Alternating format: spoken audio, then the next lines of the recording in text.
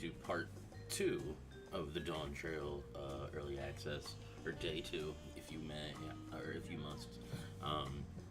Yeah, we're gonna keep continuing on some MSQ. Maybe we'll take a break from MSQ at some point and work on unlocking Viper and Pictomancer as well. And yeah, let's get right into it. I hope everybody's having a good Saturday evening. And let's play some Final Fantasy XIV Dawntrail.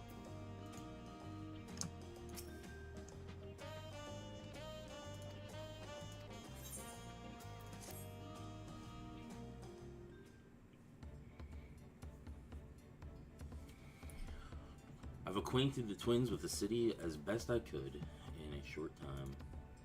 The unbridled enthusiasm made it rather difficult. Invariably, something would catch their eye, spurring them to run down an alley to investigate. 'Twas like herding a pair of unruly corals.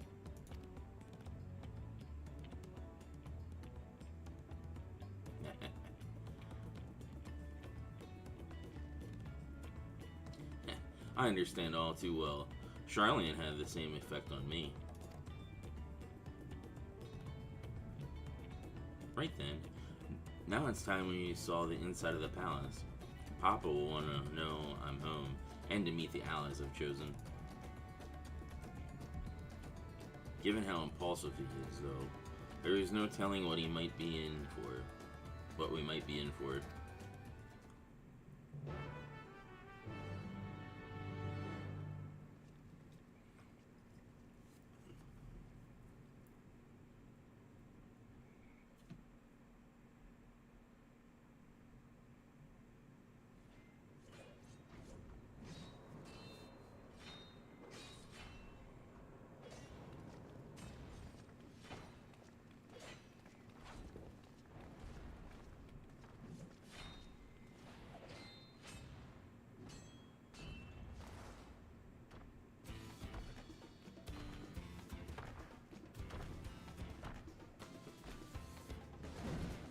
Oh yeah, it's a Estinian.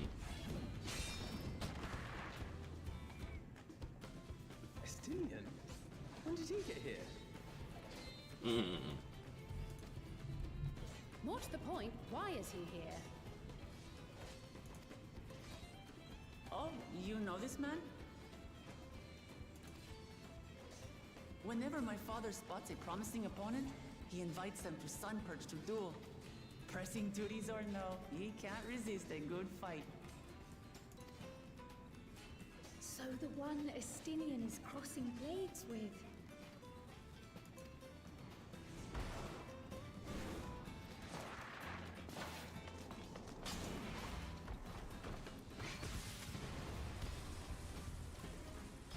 Hell.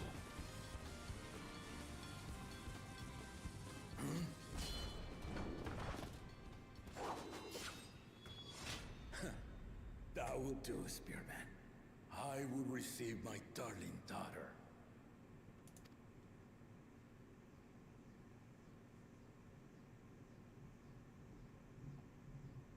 Know that you are the strongest I fought in many a moon, if not longer. It is the privilege of a life long lived to face such a formidable soul.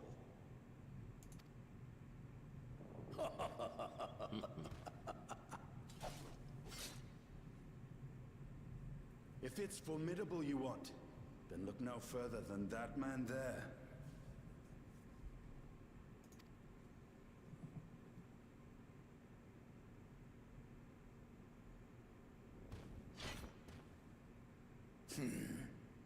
I see you, warrior.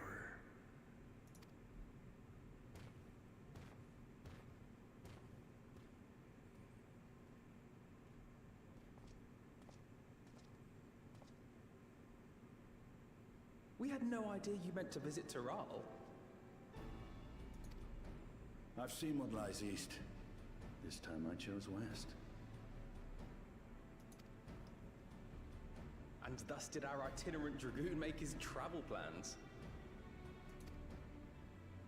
You witnessed our bout. If you thought he was fearsome, That was with one head dozing. I'm not sure I understand.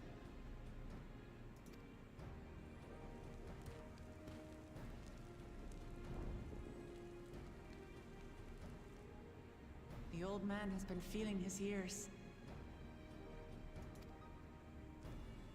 The uncovered side is the head of resolve, and age has only deepened his love for combat.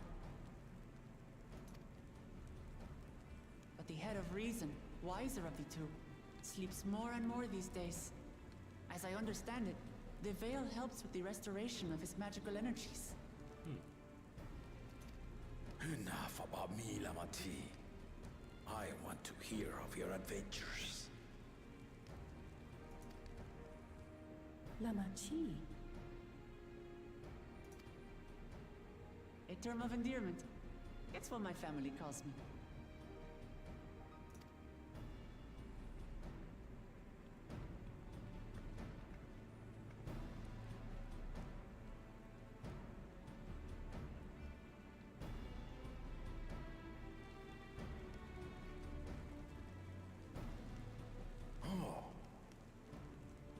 When last did we see you in the palace? Greetings, Solonesh. It's Erenville now, Don Servant.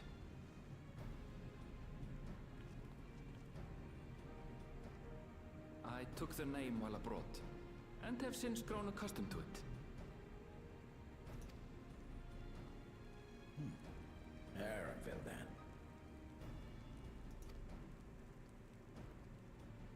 And these others? I assume are Lamati's recruited allies.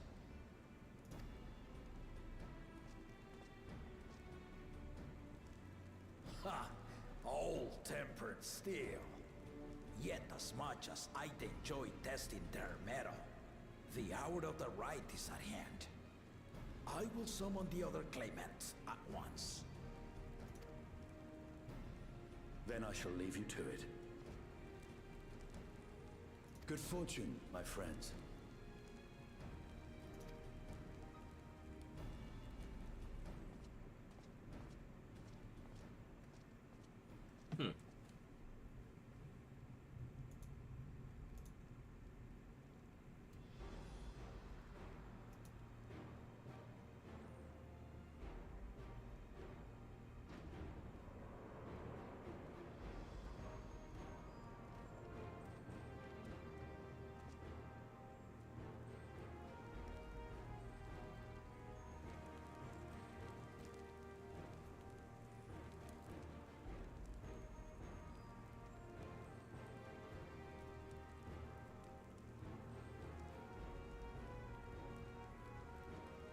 The claimants are assembled.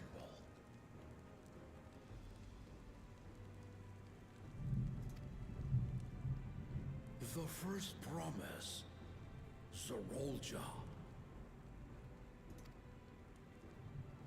The second promise, Ona.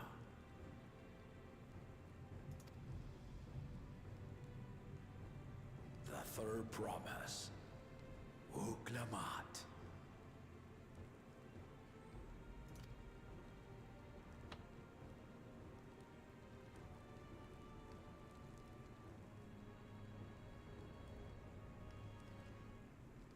And lastly, the chosen of Mamuk, Bakun Jaja.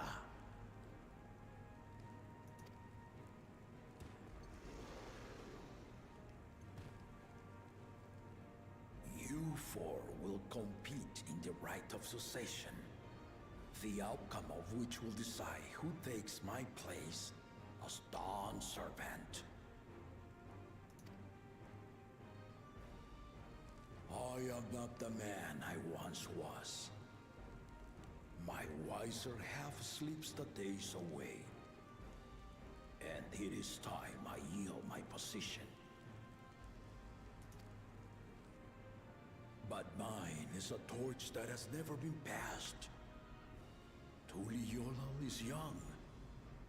And so I look to the always for inspiration. The right of succession, The means by which the Autarch of Mamuk was chosen. Only the two-headed were deemed fit for this contest. But the Tuliyollal I built is a nation of many peoples.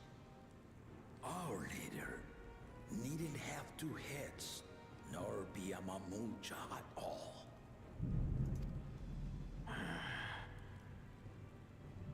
So I gave the right of claimant, not only to the son I sired, but to my adopted children as well.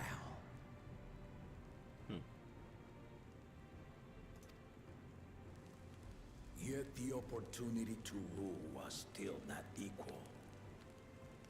That is why a recent tournament offered a place in the contest as the winning prize.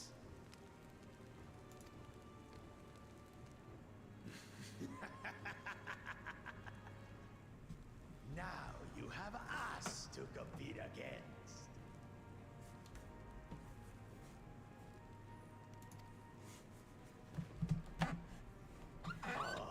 Though it seems the one-head was already too afraid to face us in the tournament.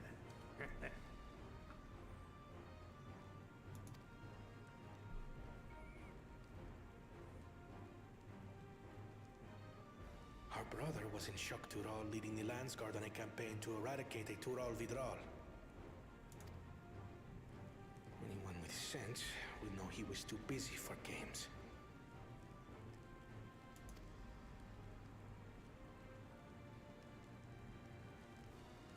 Now for the part you've been waiting to hear.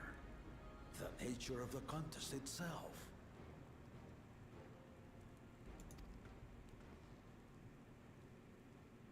To triumph in the right of succession, and thereby claim our nation's throne, you must travel the lands of Yogg-Tural and find the City of Gold.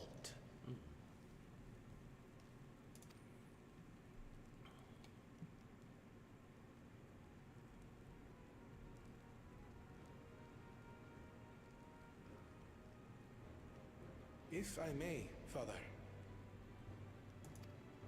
Speak, Kona. The Golden City is an ancient Turali legend, but after so many failed attempts to find it, the story has become more fairy tale than fact.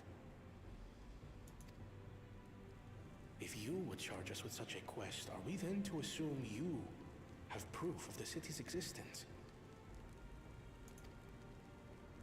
I offer us proof, my unbroken word, for I have seen it with my own four eyes.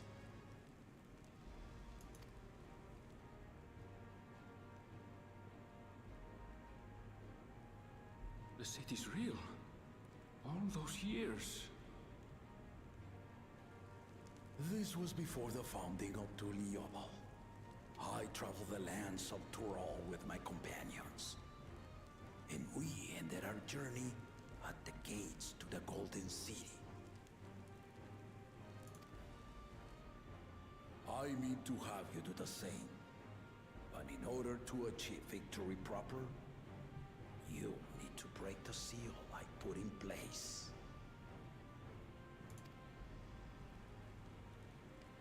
Bring them.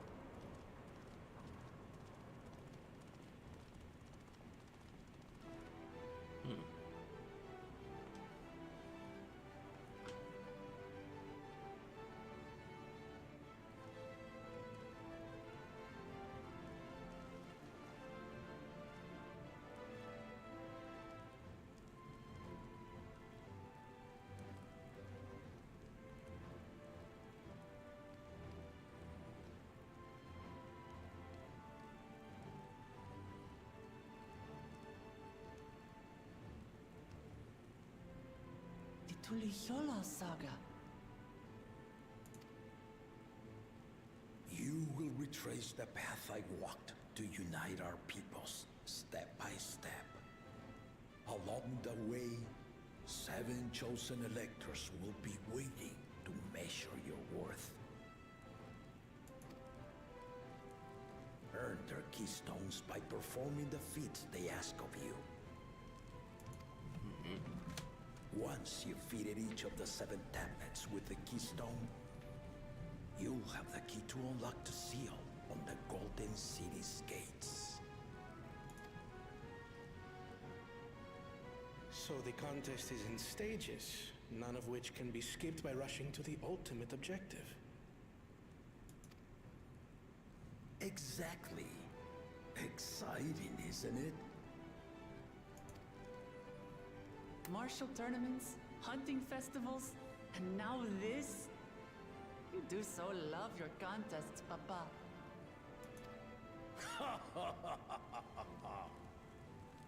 Were I a few years younger, I would have joined in myself, giving you a proper challenge.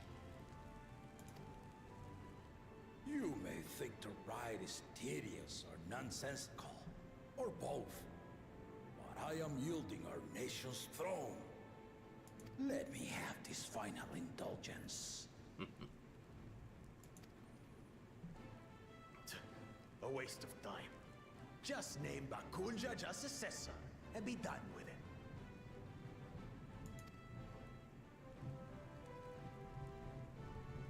The rite of cessation begins now. I'll be watching you progress with great interest. And Clement, remember to collect your tablets before you leave.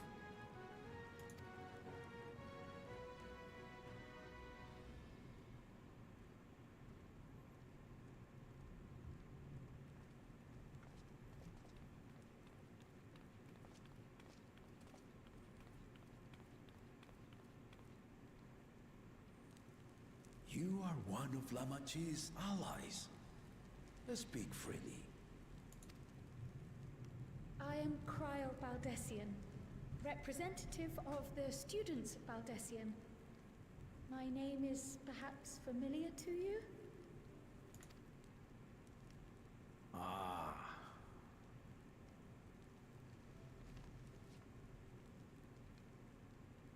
It would seem you sent this letter to my orders some years ago. The ink has since faded and much of the writing is illegible.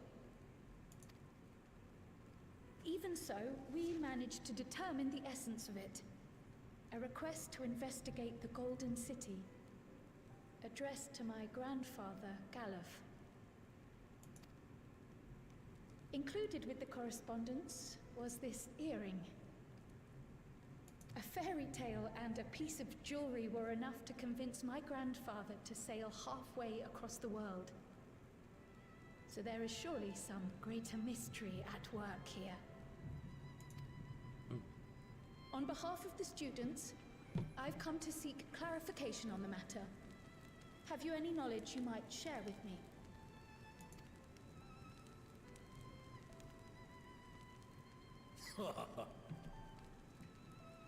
No, not at this time. I have tasked the claimants with finding the Golden City. To fulfill your request would afford one of them an unfair advantage in the rite of succession.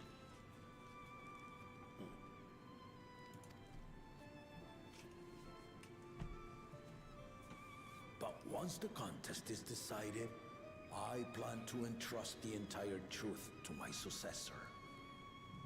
If you want to hear it, then you had best help Lamachi win. Very well, Dawn Servant. On my honor as a student of Baldessian, I will find your Golden City. Thank you for hearing my petition.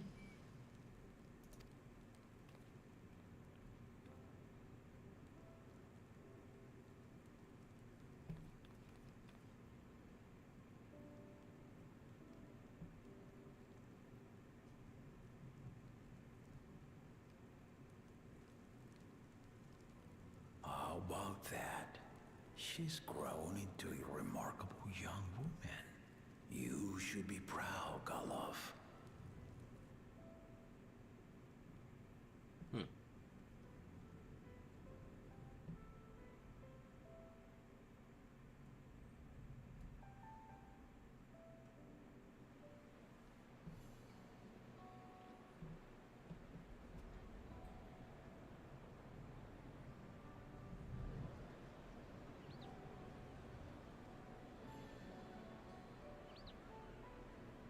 Too late to change your mind now, I suppose. But are you sure you wish to be part of this? Our third promise is not wont to take no for an answer. Though you may have agreed to help, I worry that you were swept up in her relentless enthusiasm. Or perhaps you've been lured by the glory of the Golden City. Either way, this contest for the throne will place you and yours at the heart of political turmoil. If you are second-guessing your decision, tell me now. This may be my last chance to help you withdraw.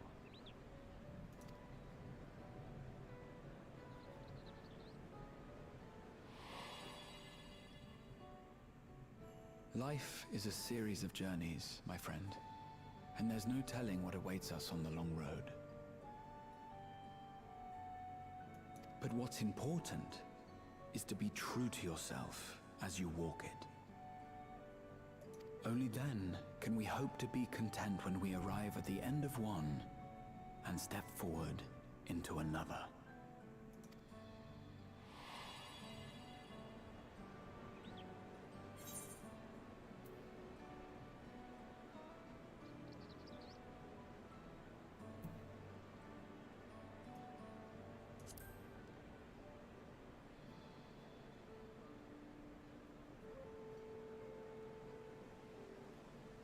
Is that so? Yep, that's so. I will speak no more of it then. As for my own involvement, I can no longer conduct myself as a mere guide, I think. Not after the Dawn Servant's revelation.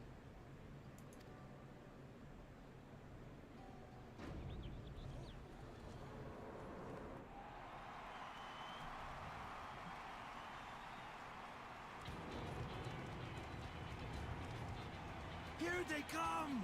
It's Saralja! Such a fearsome mien. Make no mistake, there goes Tuliola's mightiest warrior.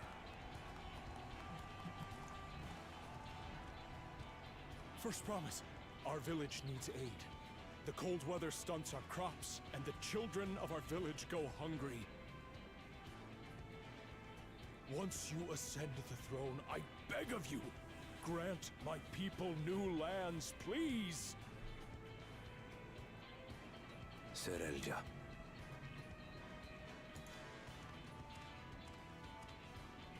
Take heart, tiller of the soil. The Resilion son, blood heir to the Dawn Servant, has heard your pleas.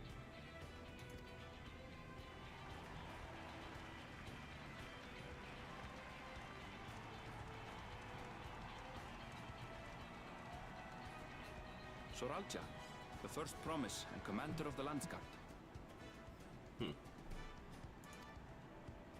Saralja, the Palaceer.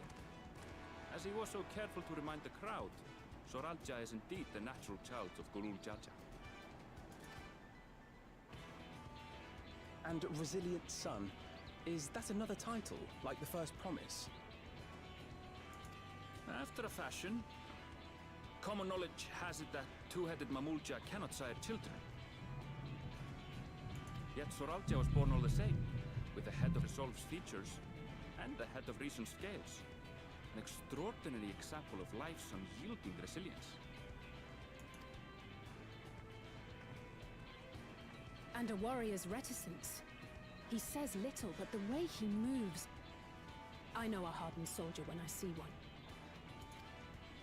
He's a natural swordsman, a gift he inherited from his father. Some even say that the son has already surpassed the sire. Should he come to power, the first promise means to employ that martial prowess in the conquest of foreign lands. For this, he and his supporters have been labeled expansionists. This puts him in direct opposition to Wuklamat, who advocates for the preservation of peace. You may recall that she spoke of a claimant who cannot be allowed to rule. That is Soralja, the warmonger.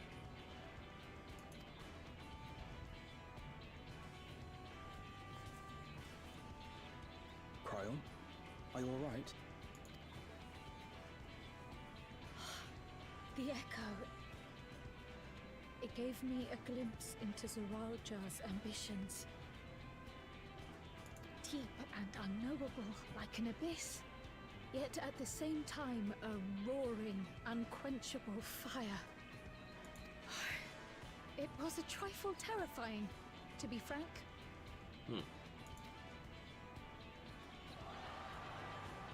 How was she able to see it, but I didn't?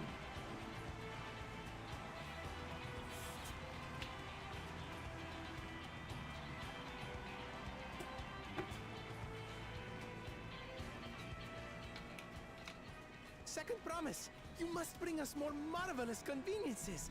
More dirigibles and trains and the like. We need you in charge to make trading easier. The elders, they complain and complain about abandoning tradition. But we're not like them, afraid of everything foreign and new. You have our wholehearted support. With your ingenuity and knowledge, you're sure to win the contest. Forgive me, but the right of succession is barely begun. I will hear your petitions if and when I am named Dawn Servant. If you will excuse me.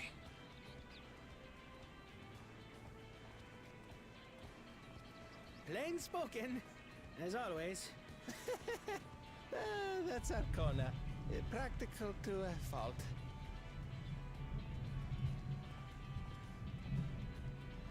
Here we have Kona, the second promise, who spent time as a pupil at Charlian's own studium. Now that you mention it, I think I did see him in the halls once or twice. There was nothing to suggest he was Turali, much less from a royal family. That was by design. He forwent his usual garb and took an Eorzean name to avoid attention. So it was Kona who introduced the dirigibles. And the railway too, given what we just heard. In furtherance of his goal, to enrich Tuliolal with every bright notion he learned of in Charlia. He is the hope of those who prize innovation. As aloof as he may seem, Kona and Wuklamat actually get along rather well. They bicker and banter as only close siblings do.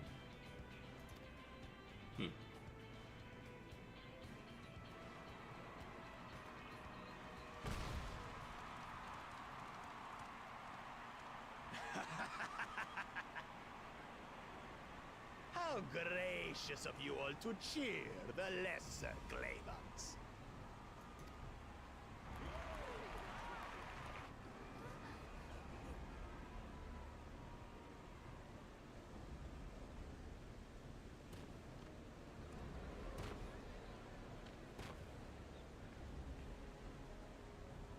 Oh, come now. What are you afraid of? I'm no different from your Dawn servant. That my kind should reign is Mamulja tradition, and has been so since before there was a Tuliola. I'll brush aside your feeble contenders, and then you'll see who deserves your fealty. Wow, what a dick. Well said, brother.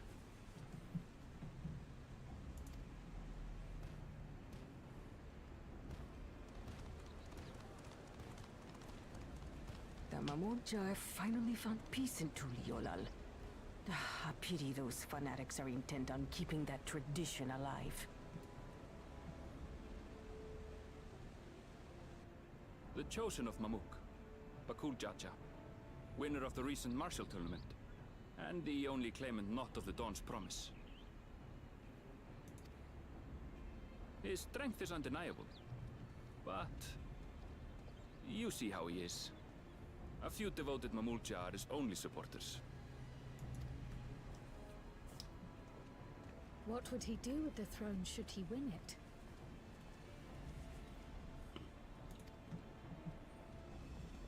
His policies and so forth. I doubt he's thought much beyond winning the contest itself.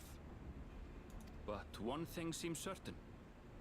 If he does become Dawn Servant, he will see the Mamulja exalted as the ruling class, and all others forced into subservience. Sounds like another that cannot be allowed to rule.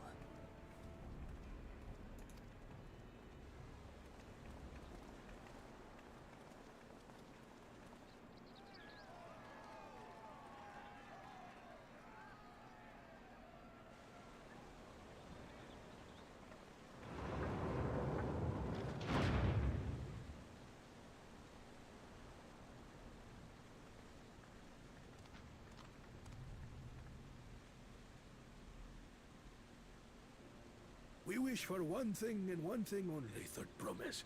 To abide together in harmony with our neighbors whom we love in this land we share. It is our way, the Turoli way. Galul Jaja built for us this peaceful nation, and we beg you to preserve it. You have my word. I won't let your pleas go unanswered.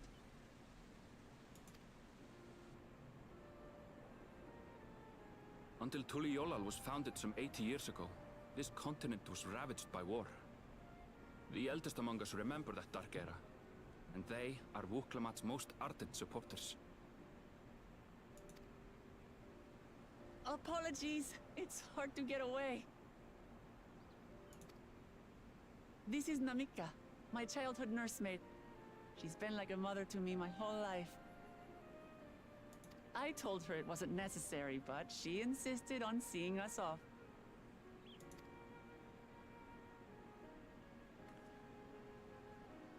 I place our precious third promise into your care. Did you know Wuklamat was taking part in the rite of succession? Of the Dawn's promise? I thought it was only Zoralja and Kona. If she has any accomplishments to her name, I've yet to hear them. Compared to the two Mamulja, she pales in martial prowess. And then there's Kona, who's far and away the most educated of the bunch. I hate to say it, but it's hardly a competition. It's fine. More than anyone, I understand how much better my brothers are than me. Better? Wuklamat. I have never thought of you as the lesser sibling.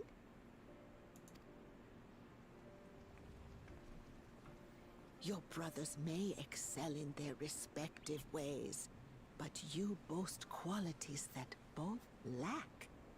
A strength that is yours alone. Having cared for you for so long, I should know.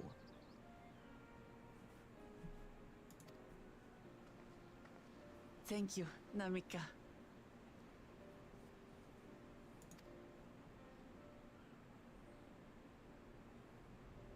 Well, we ought to be on our way. Yes, hurry along. I await word of your victory with bated breath.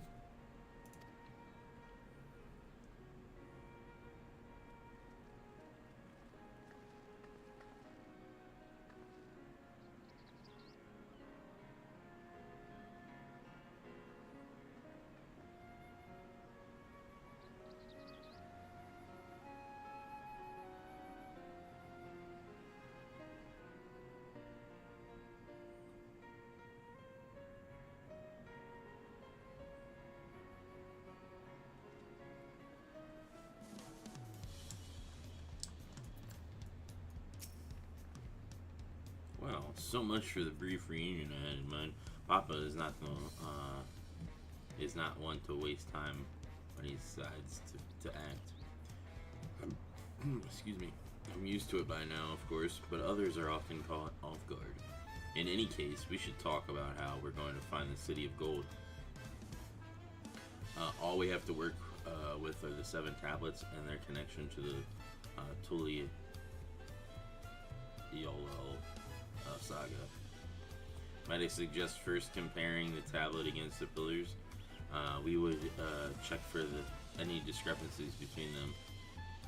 Good idea. Let's go and take a look.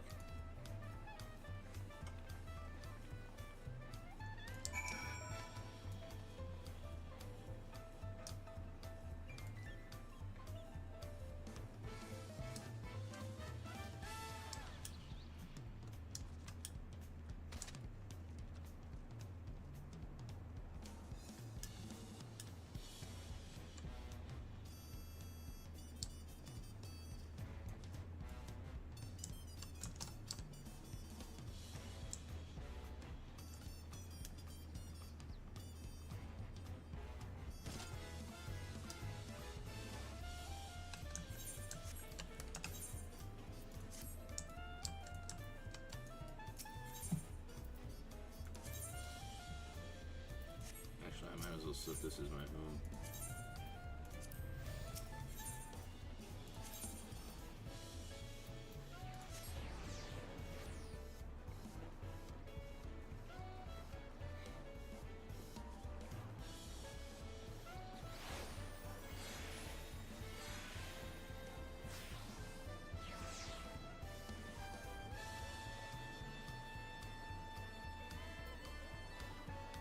Wow, shit, somebody's 97 already? Holy hell.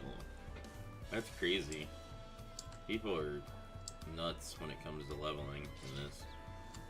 And the max is 100 now, and obviously if you're already maxed before this, you were at 90, but that's crazy.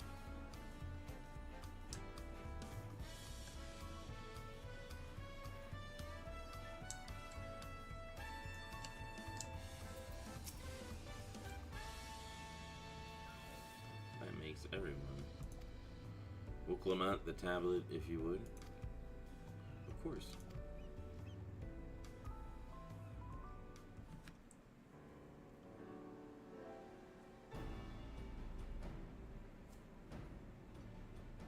Everyone has a tablet then. Let's compare them compare them to their respective pillars. Keep an eye out for even the smallest differences.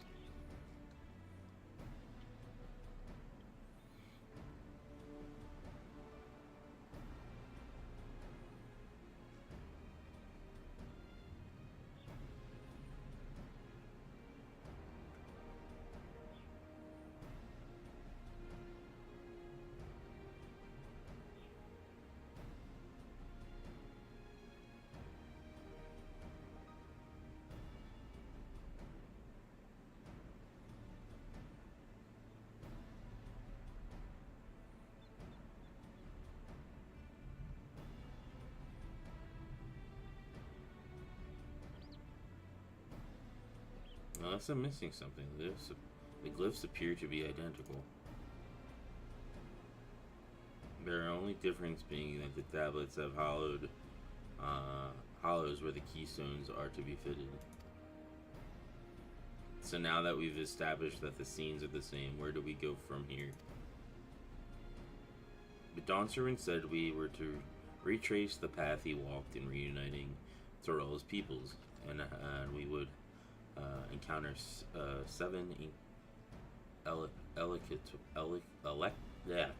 encounter 7 electors along the way. Then we have the answer here in front of us. Papa's path is all laid out in the Torelio saga.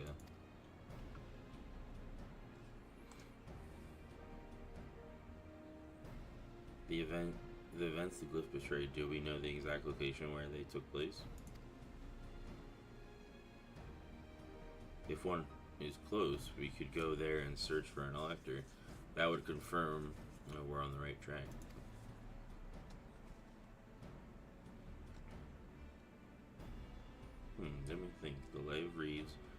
was in the nearby Hanu settlement.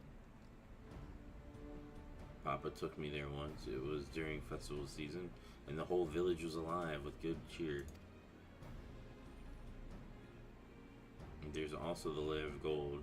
That one involved the Pelu village, which is about the same distance from here.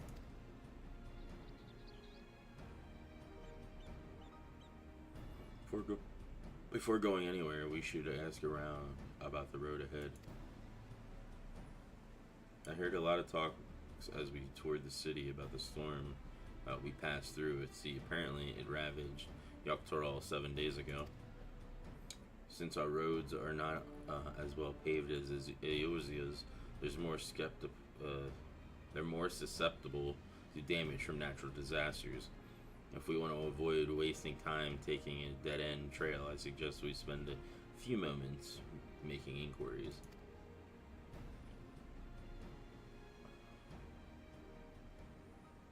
If it's information we need, just leave it to me. I'll bring the information to us.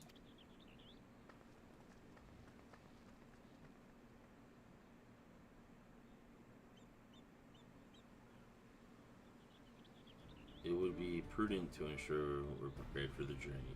I'll guide you to the accommodations I've arranged.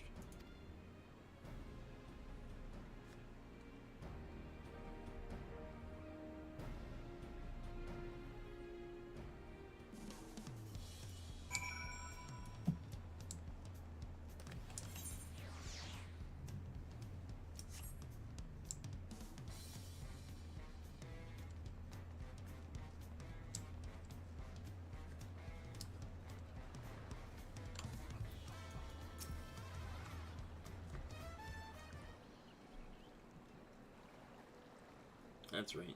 The reservation is under Wolflamont's name. If you don't mind, I'll leave my companions to you. Certainly, sir. I'll go and track down the third promise. Once you finish organizing your gear, you can meet us outside Zabiaviti.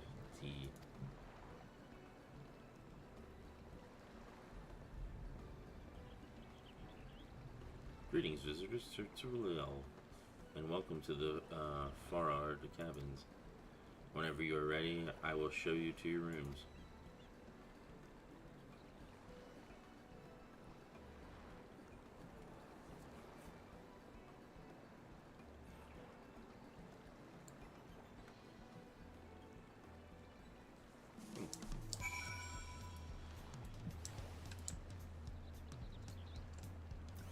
So this is the innkeeper, basically.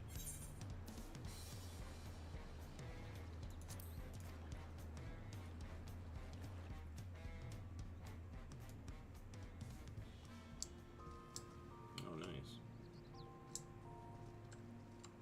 That's pretty cool. It's like a bungalow.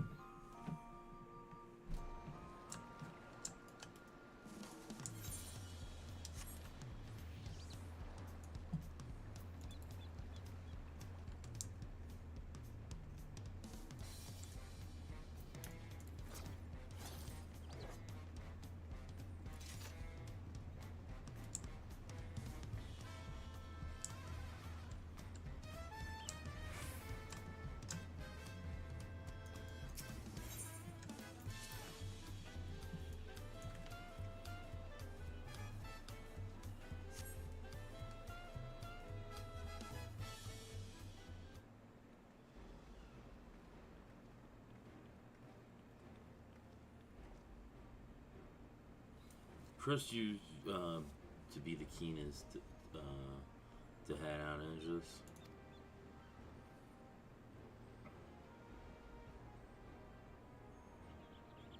But where are Aaronville and Wolf Clement, I wonder?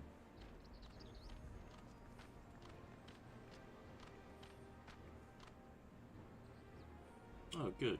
You're all here. Who might your companions be?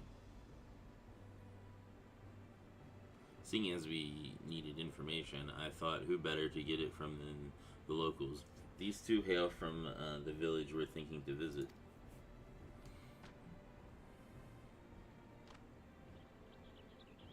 I give you credit for taking initiative, at least. What do you mean, at least? I am honored that the Third Promise would seek my advice. I too. I am happy to answer your questions. Any encounter might be an opportunity to do business. Thank you, both of you, both for your help. Before we begin, there will doubtlessly be other occasions when we need to act independently, so I brought these for the two of you.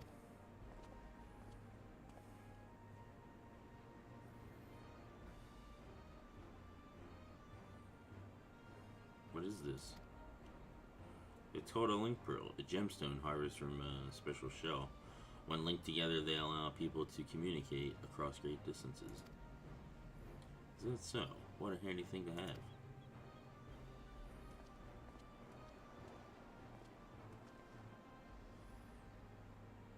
It'll be very useful on our travels. Speaking of which, I should get back to introducing my two new friends here.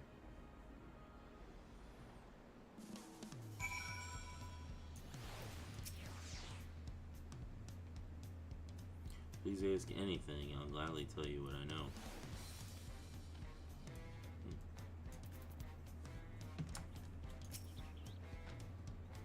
The Turtle Saga features a number of Turtle's clans.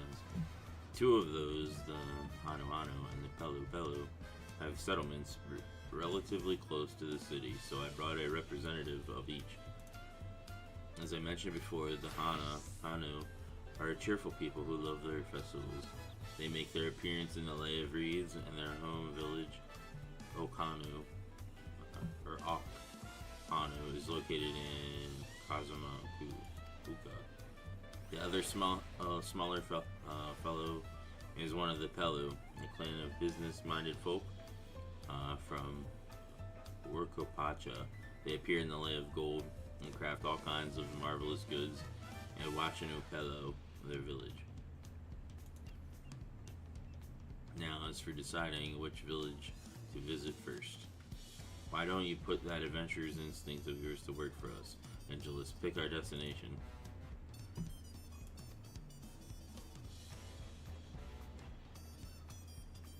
Yeah, accepting the quest from either one will prevent you from second quest path will become available from the respective NPC once you have completed the series of quests from the first path.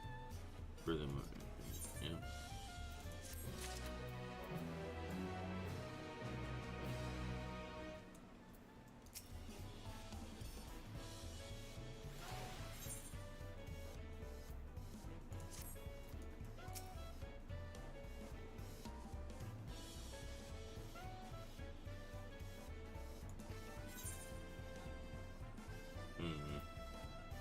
I guess I'll do these guys first. So what is it if you'd like to, what? So what is it you'd like to know? The route to Akino, we go south through the Arch of the Dawn, then follow the road which runs alongside the Kazumi River. Is that right? It is. Be warned, however. My brethren tell me the recent storm has rendered the path even muddier than usual. Footing is quite poor in most parts. Far worse was the destruction visited upon our homes, though. Houses were torn apart and several people injured, if not killed. Even our beloved festival is in danger of being called off this year.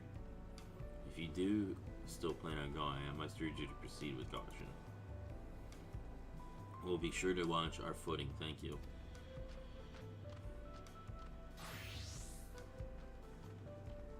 Yeah, I'm worried for the Hanu. It sounds like they were hit hard by that storm anyway.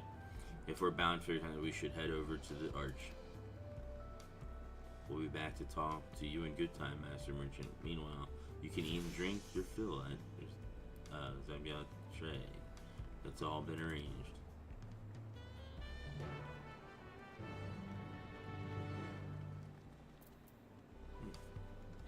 Alright.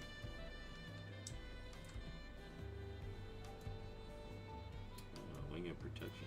What is this?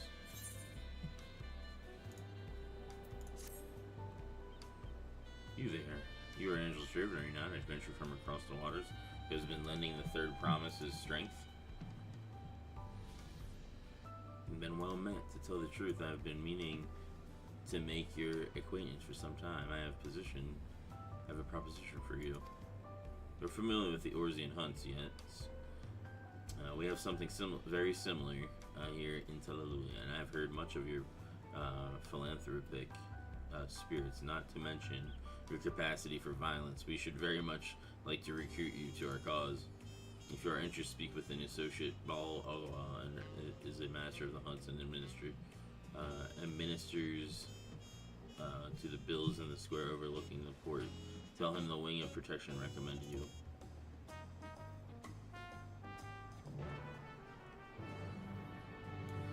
Yeah, sure. Let's get these hunts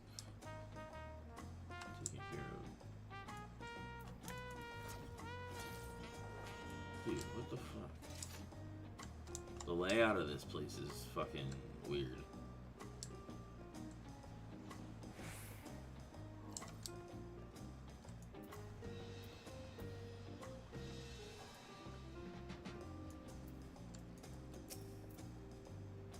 What do we have here?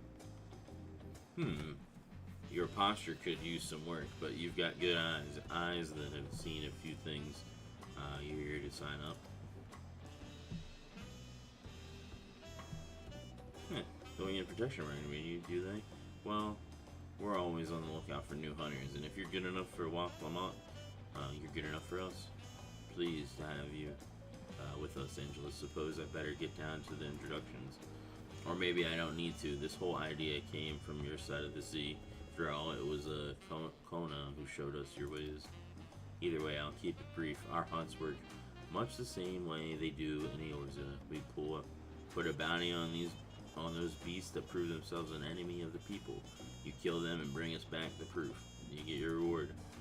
While your reputation may proceed, rules are rules, and the rule is I have to test every hopeful out on beginner bills. Can't have every youngling with nothing to his name put a plowshare and a dream of glory skipping merely away to his doom. Prove yourself in Trail, and I'll give you some bigger, better, bitier fish to fry.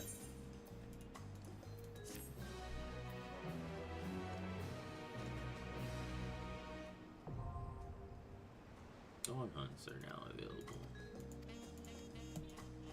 Awesome.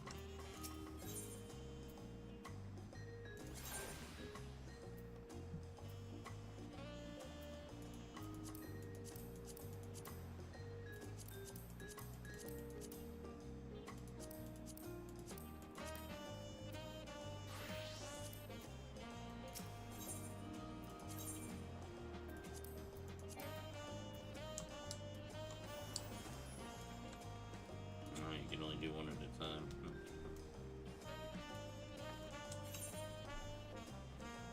What's that one?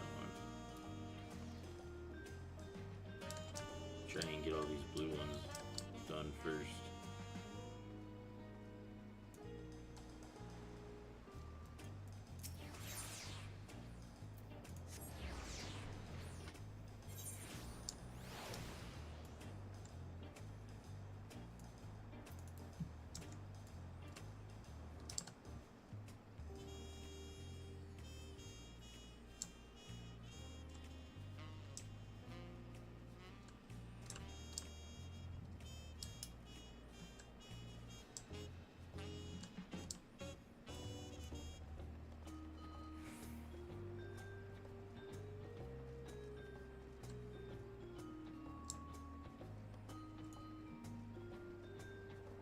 And this map is fucking annoying to figure out, like, in certain areas.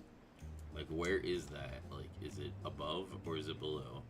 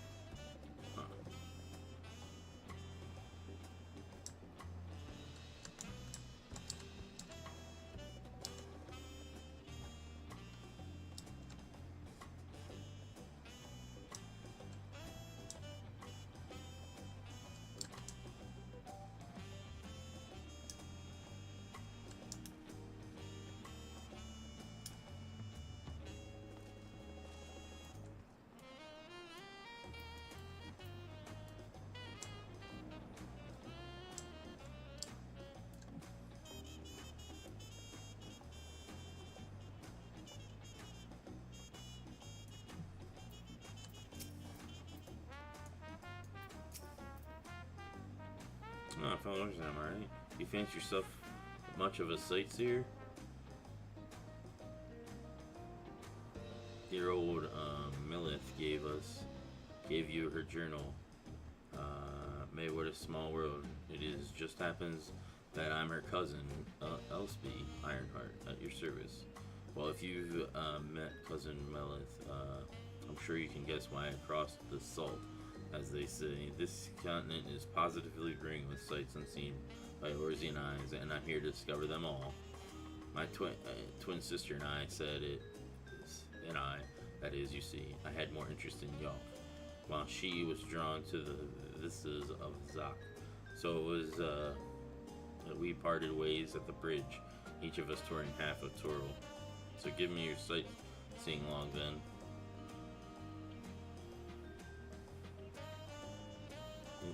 Let's see. Oh, how beautiful! I should like to see these places myself someday. Sorry, I'm going to just scribble down my notes on Yalk Toril.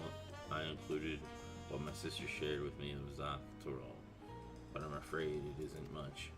My twin's name is Emmeline, and she's still wondering about over there. And given your natural affinity for Ironhearts, you'll doubtlessly run into her someday. Well, I'm sure you've got places to be and vistas to behold. May your journey throughout Toril be bright and unforgettable. Nice sightseeing log. I was just wondering about that. Add it to your sightseeing log.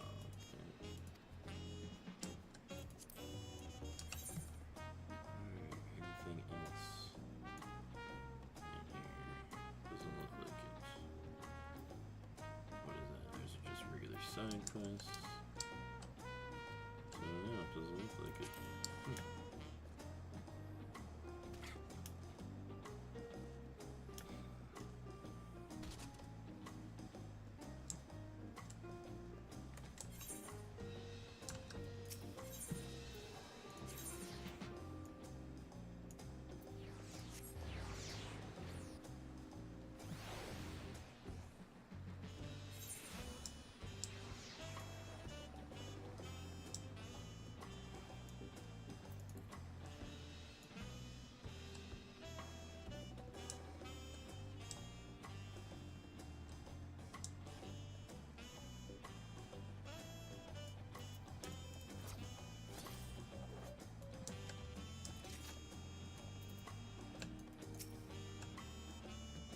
Are we ready to leave? Then onward to Kazuma Apuka. Open the way.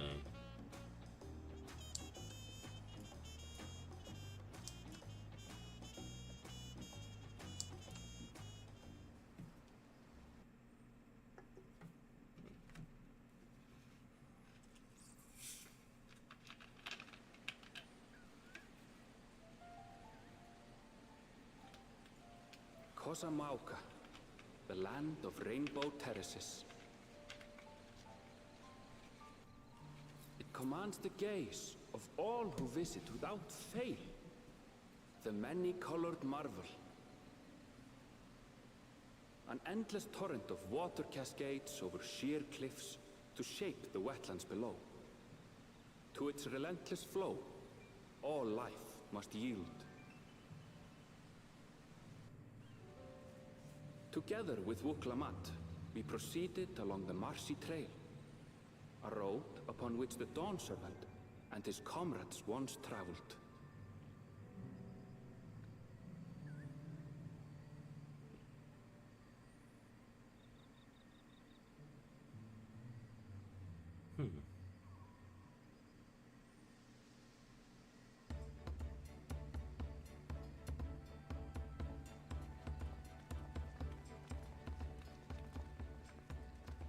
Look at those falls.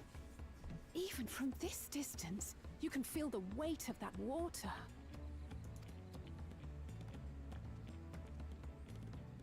The Isle of Ham was impressive, but as you can see, Tulihiola does not want for natural wonders.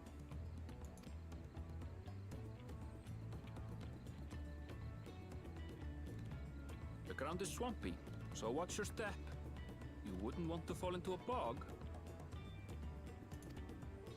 I won't. I told you I've been here before. Come on. Okanu isn't much farther.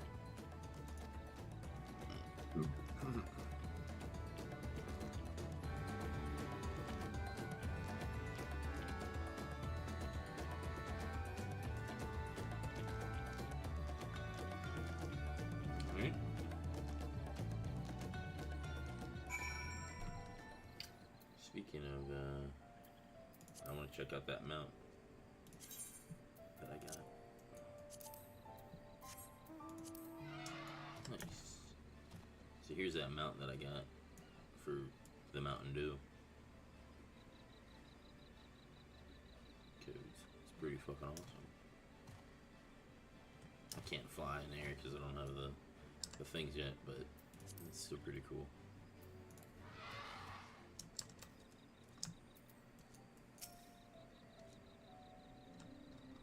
There's no stopping the third promise, is there? Good thing she has Aaronville to keep her with her from getting lost. For all this grumbling, he's certainly there for her. Everyone should be so lucky to have such a loyal childhood friend. Right, let's get moving. If we continue along this road, we should find ourselves in the village before long.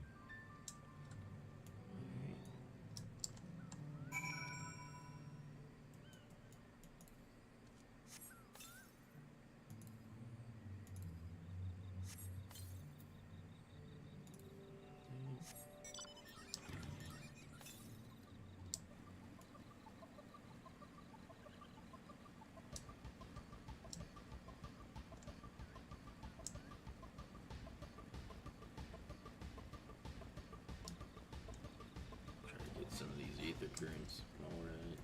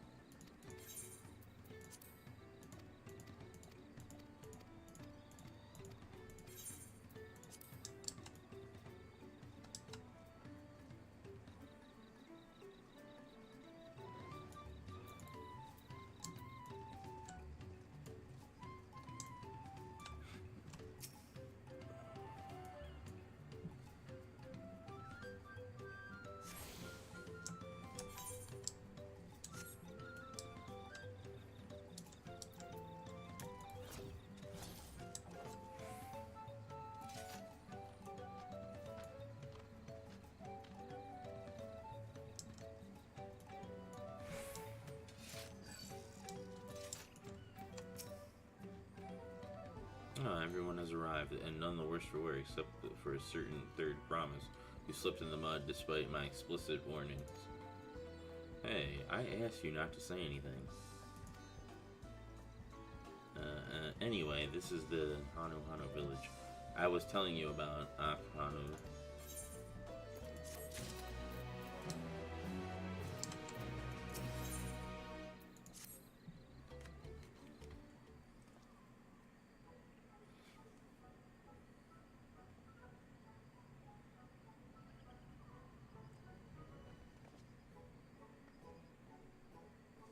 It's like our friend said, the people are in no mood for festivities.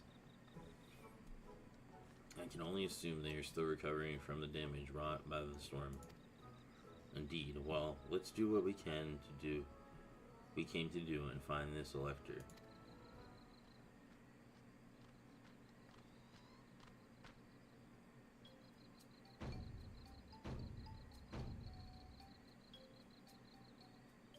Oh, Kalali.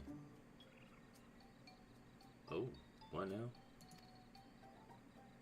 It's a Hano greeting. Surely you heard that the last time you were here. While I was busy enjoying the festival. Greetings to the third promise and her entourage. I, Zanahulu, welcome you to Akano.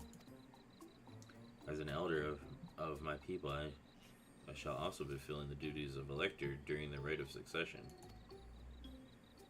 To our idea about the electors was correct. We just do as Papa said, and retrace his path from the saga. I'm ready. Give me the feat and test my worth. In good time. All in good time. In fact, I came to let you know that we are not quite ready to begin. For the moment, please enjoy the hospitality of our village.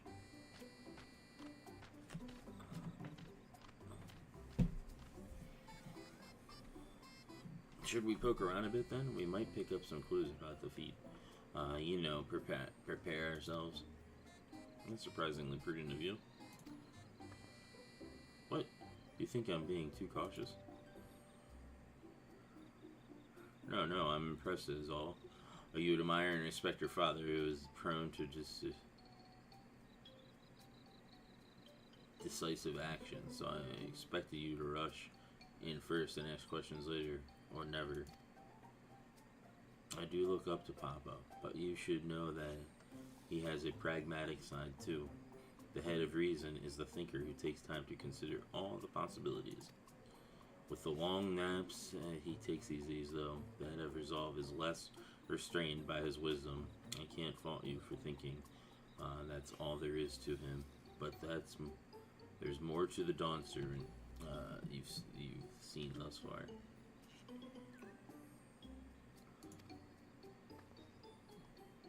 I should like to speak with the head of reason one day. Well, I'm sure you'll catch him awake soon enough. To return to the subject at hand, you wish to take a look around Akanu, then do some groundwork before the feat begins? Something like that, I mean. I could presumably probably pass this test with my eyes closed, but it'll keep us busy while we're waiting. Woklamat has the right of it. As Elder Zanahali is the resident of this village, learning more about it can only improve our chances in the feat. Might I suggest a division of forces, for instance? Arenville, Alice, and Cryo could concentrate on the southern half of the settlement. Meanwhile, Woklamat, Angelus, and myself will handle this northern half. That sounds good to me.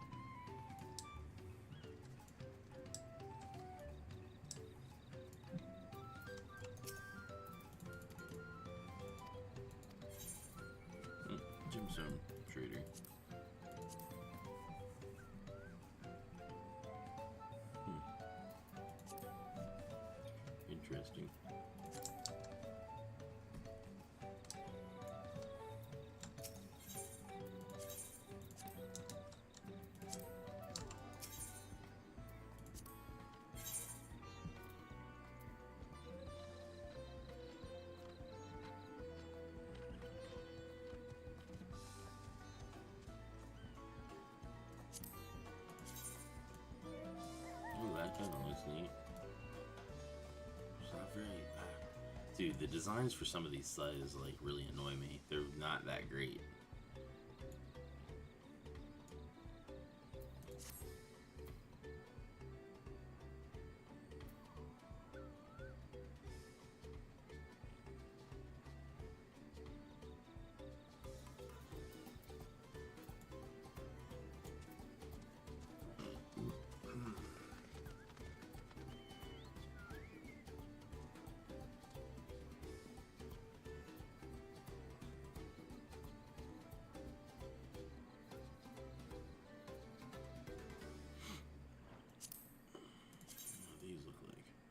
Kind of cool for Viper.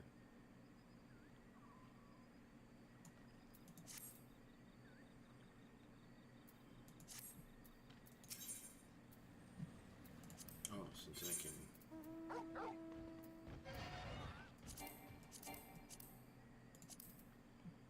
let's create some inventory space here.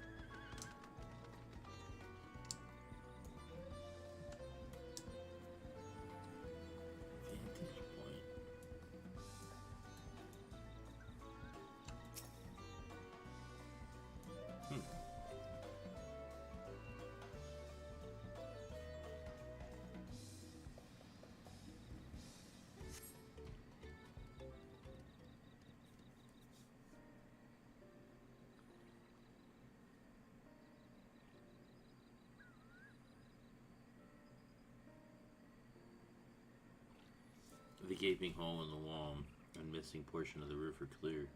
Clearly the work of the storm's powerful winds. Repairs appear to be ongoing.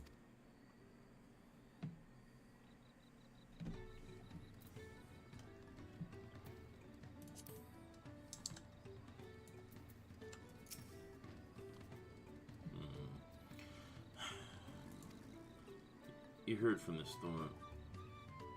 Heard about the storm? I've never seen the likes of it before. While the supplies and help the Dawn Servant sent were making progress, repairing and rebuilding our homes. But while roofs and walls can be patched, there is so much else that was lost for good.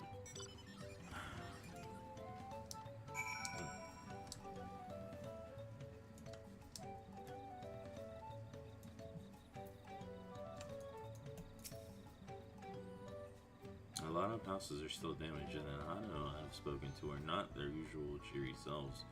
That storm broke more than wood and reeds. There must be something I can do to help them. I'm going to look around a bit more.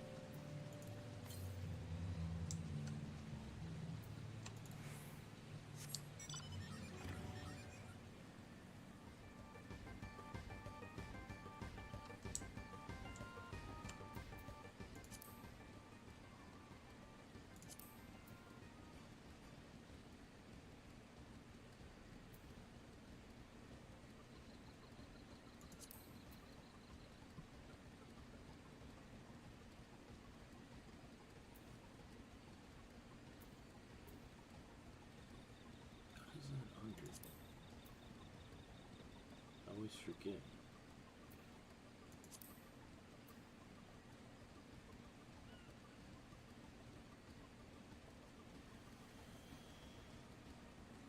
I always forget what the Aether Current thing is under. Shit.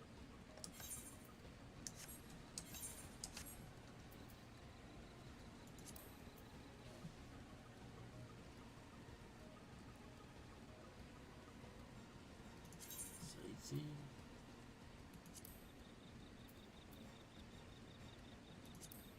They revamped this too, that's nice.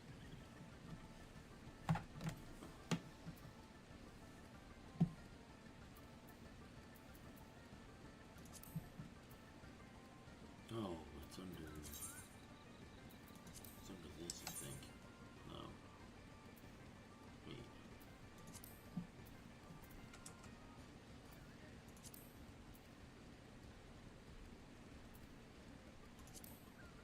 Travel. Here we are.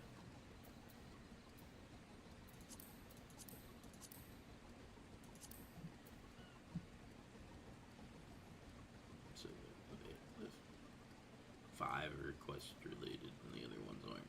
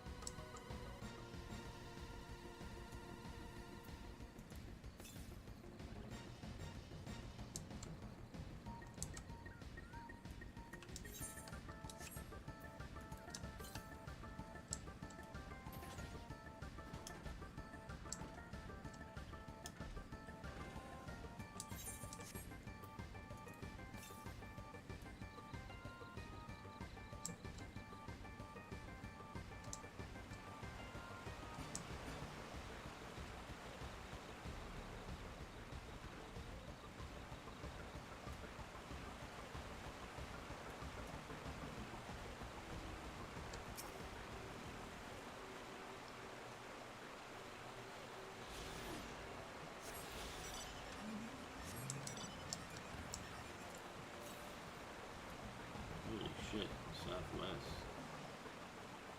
It's fucking forever away. Let's just explore the map up here, I guess, for the time being.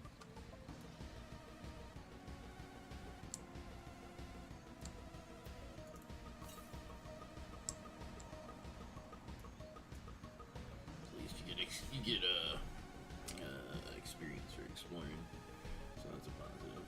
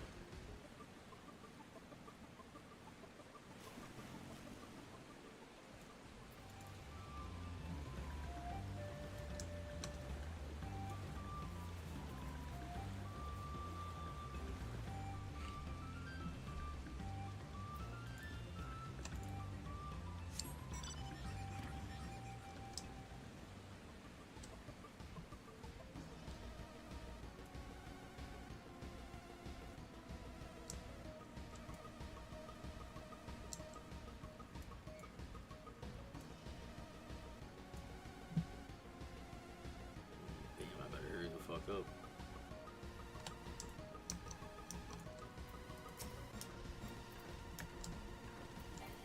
Damn it. Got there right at the last second. Damn.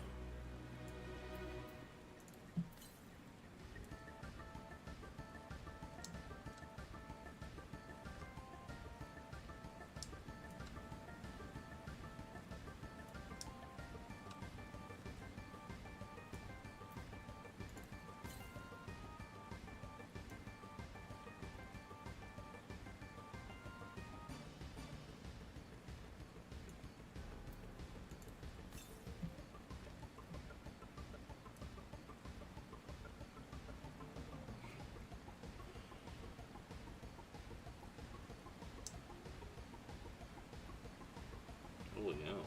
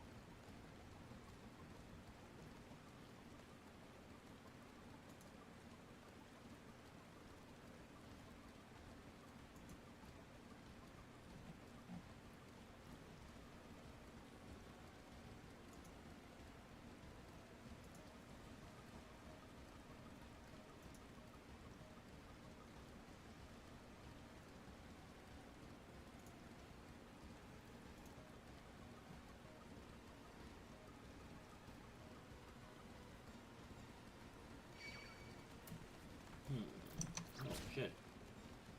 That's my thing. Or one of them, I think.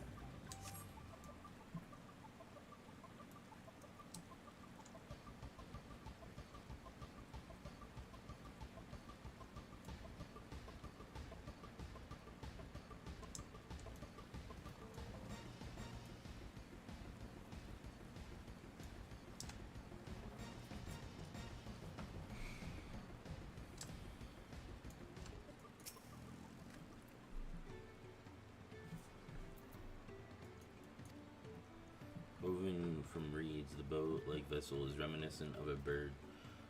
The beak and feathered tail in particular stands out.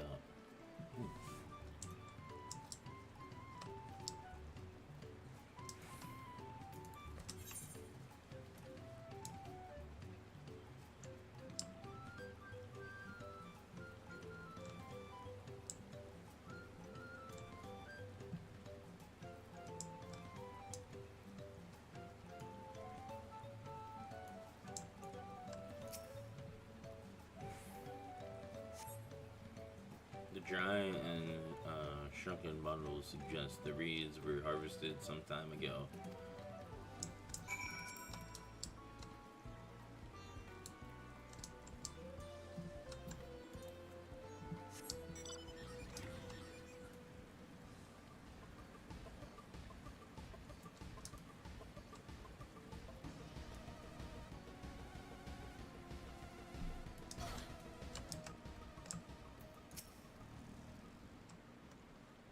The boat must have been woven from the same reeds I've seen gathered into bundles here and there. The plants hold both practical and cultural significance to the Hano then.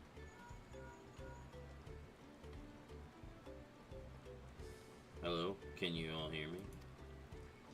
I'm told they're ready to receive us now. Come to the large building in the south of the village. On my way. We ought to hurry over the hill.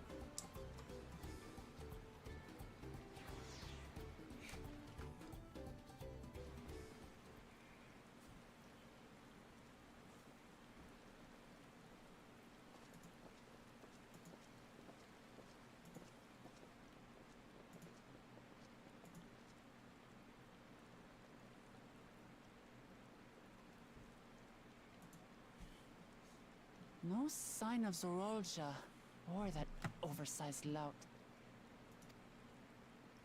How much easier it would be if Zorolja were to fail here. But that isn't likely to happen.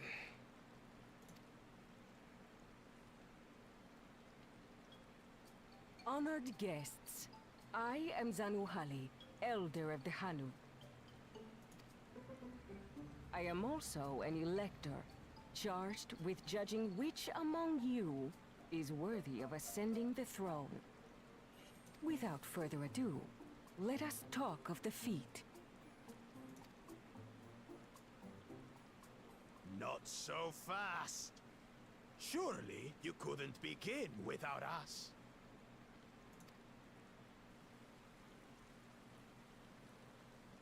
You made it after all.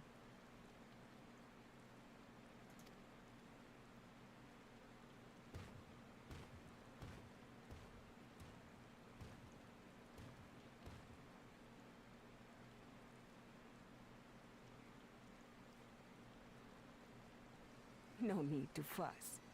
There is no time limit for this challenge. Now, if you would allow me to proceed. It is here Inokanu, where my people forged a bond with the Dawn Servant during our own chapter of the Tuli Yolal saga. In homage to those events, I have prepared for you the Feat of Reeds. Reeds seem to be of great importance to the Hanu. I wonder what this feat entails.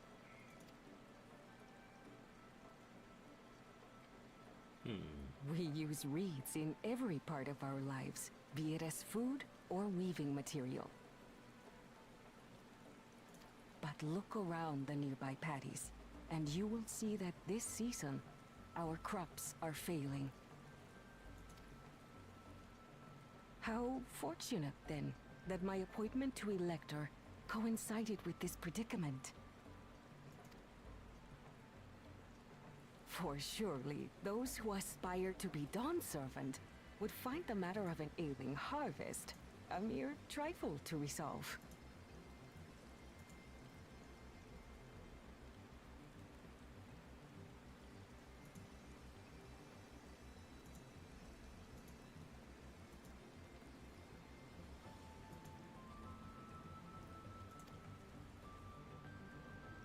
Aye, well, it is indeed the duty of a ruler to address the people's woes.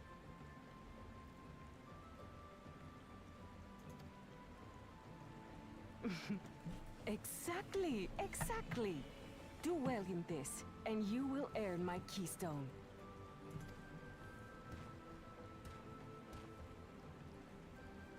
Why bother mucking about in the mud when we can take the stone by force?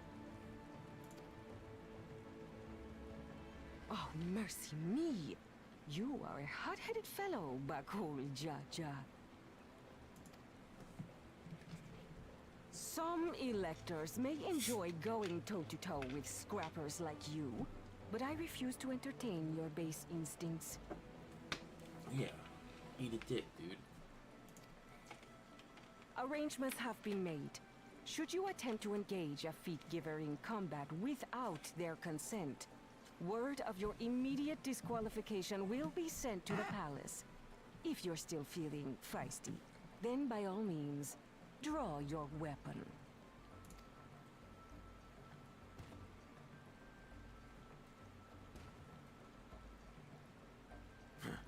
This contest is presided over by cowards. There's no sport in fighting you. Then we can return to the business of earning my keystone. The Feat of Reeds is begun. Claimants, I wish you the best of luck.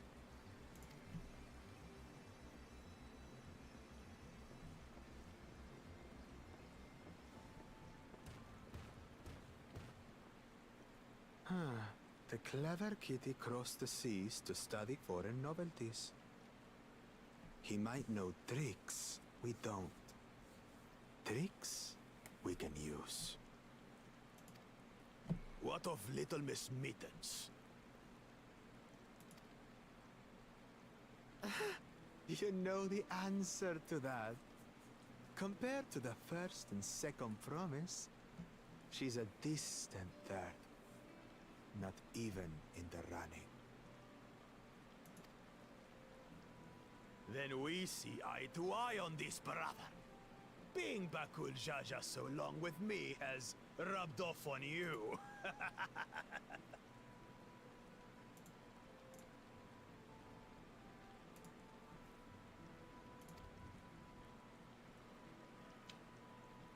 These allies of hers, though, they might be a problem.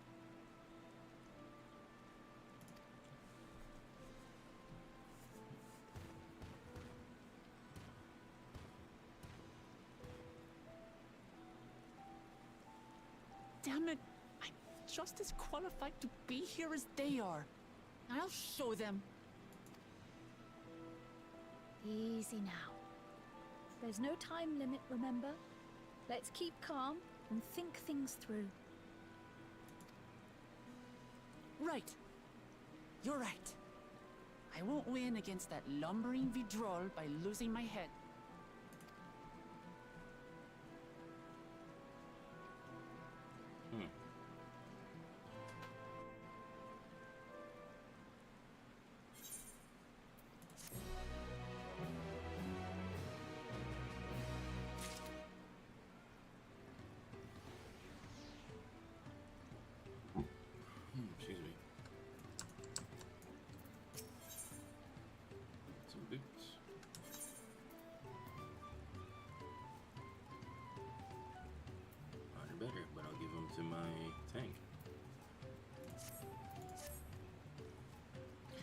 don't know the first thing about farming, but if there's a way to save the harvest and help the Hanu, then we're going to find it. I like Bakul Jaja eat his words. I'll make Bakul Jaja eat his words. There we go. Understanding the nature of the problem will be the key to solving it. We need to examine the reeds themselves and then deduce the cause of their poor condition. Ironville, will you take us to the fields where the reeds are grown? Of course, follow me.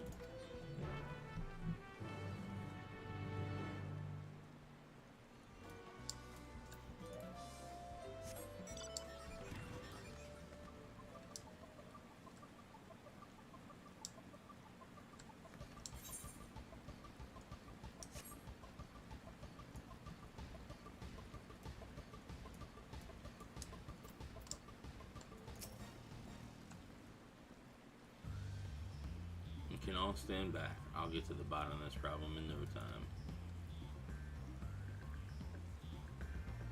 Give me strength. Let's all of us scour the fields and help our bold leader identify anything unusual.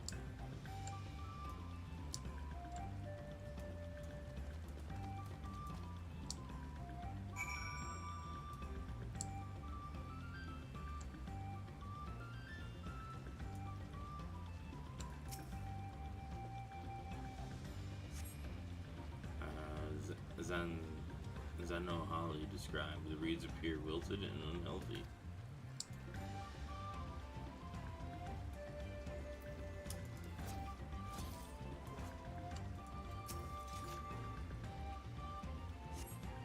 The water contains no obvious contaminants and looks fresh and clear at a cursory glance.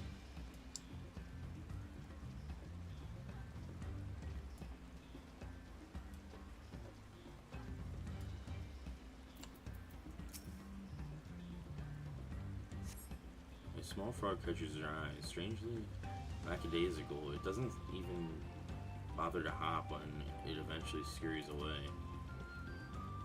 Huh.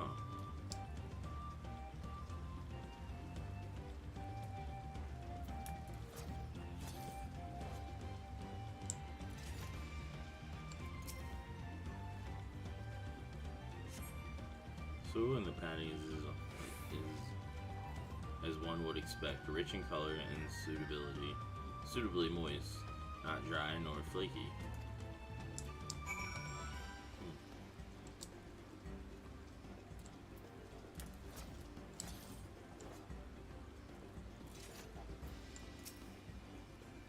Seen enough. I'll call everyone together and we can share our discoveries.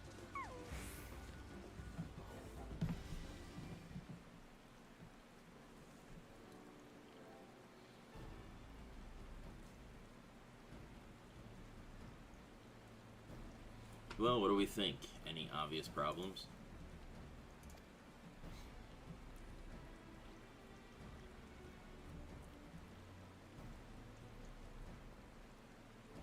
I agree, the water looks to be of good quality, as does the mud in which the reeds have been planted. The frog and insects are unusually torpid.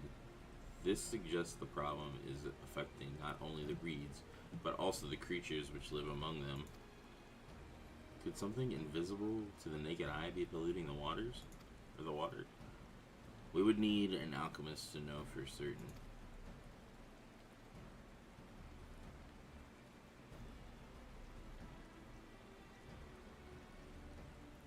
I don't have much to add about the fields, but nothing else occurs to me. When you were describing how the creatures seemed lifeless, I couldn't help but reminded of all the listless villagers.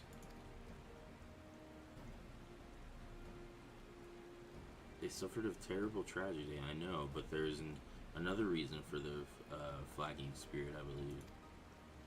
Go on.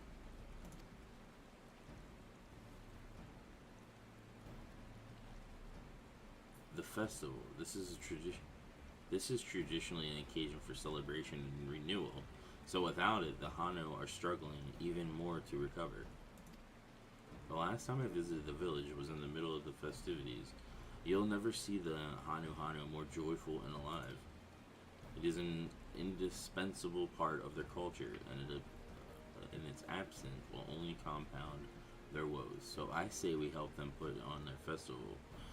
Give them a reason to cheer in these sad times.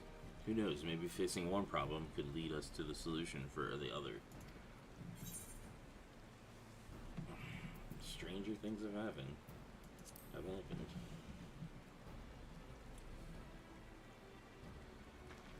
Right? I fail to see the relation between festivals and fields. Let's not be too hasty in dismissing the idea. Things which seem unrelated can later prove to be connected in surprising ways. True, and being bereft of ideas as we are, any proposal is worth entertaining. I suppose. Besides, this is Woke Lamont's journey. It's only right that we follow her lead.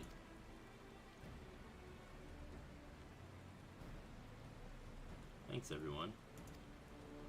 By the way, does anyone know where the festival float is? It's like a boat woven from reeds that looks like a bird.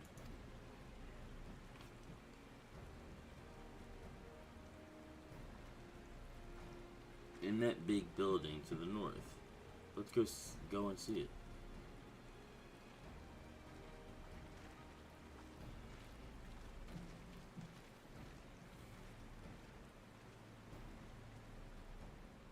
There's much less debate when I am traveling alone.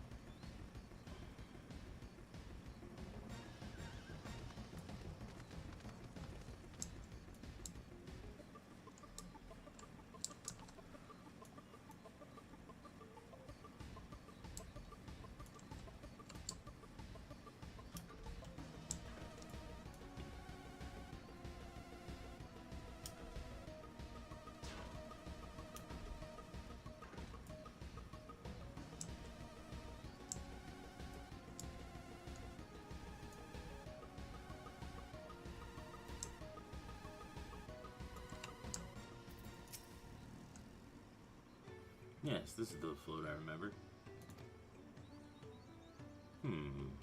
Does it not appear somewhat damaged to you? We should take a closer look. Inspect the float. Yep.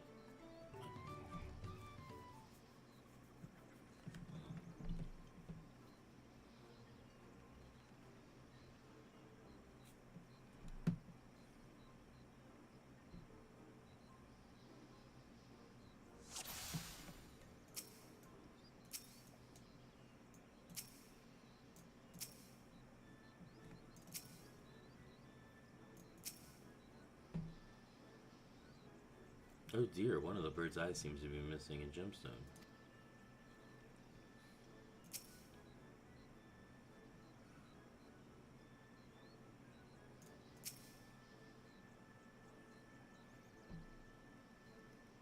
Oh, that's definitely broken. How will they lift the great big vessel without all the carrying poles intact?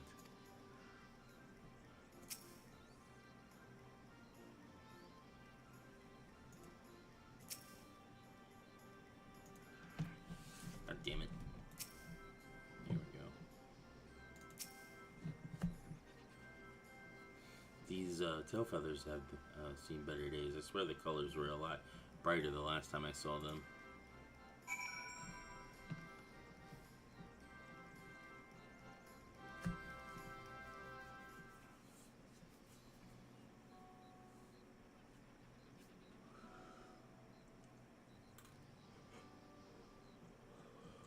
Excuse me. Well, I think we can all agree this bird boat is in dire needs of repair. Now, how do we go about fixing it?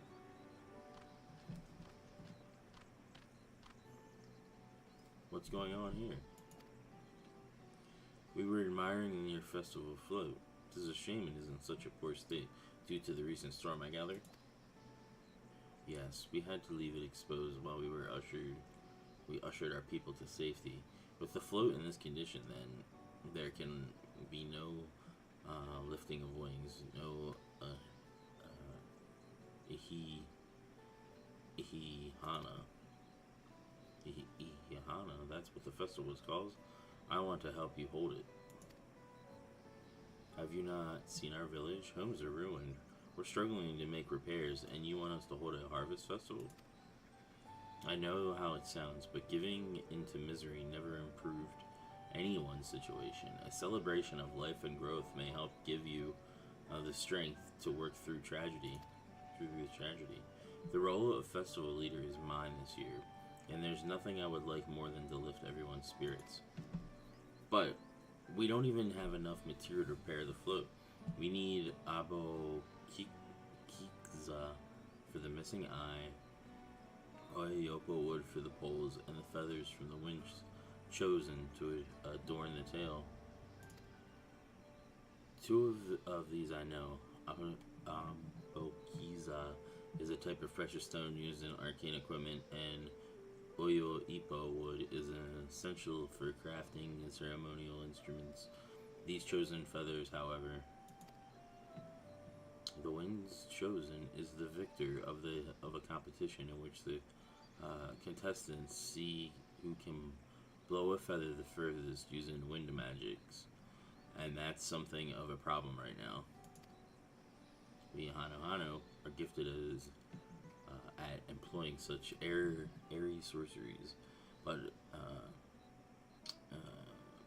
expend a great deal of mana when doing so. We are soon exhausted by the effort, and having no reeds to eat will only make it harder.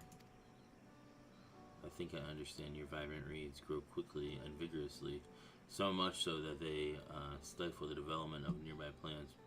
They must be a potent source of the energies you naturally lack. They are indeed. Owing to the poor harvest this year, we've been left enervated, and if we cannot gather the correct materials as dictated by custom, we cannot repair the festival boat.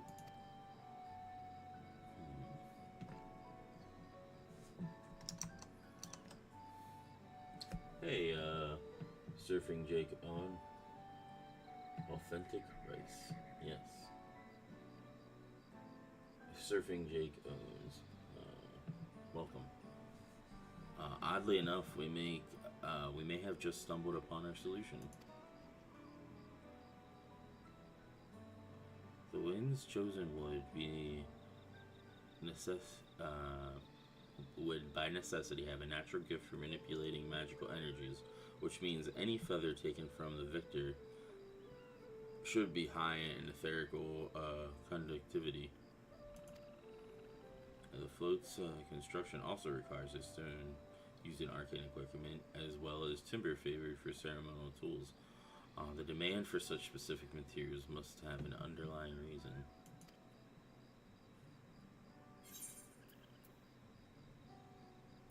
I'd wager the float is actually a secret weapon for smiting the Hanu's foes. Per continue on, the float might also function as an arcane device.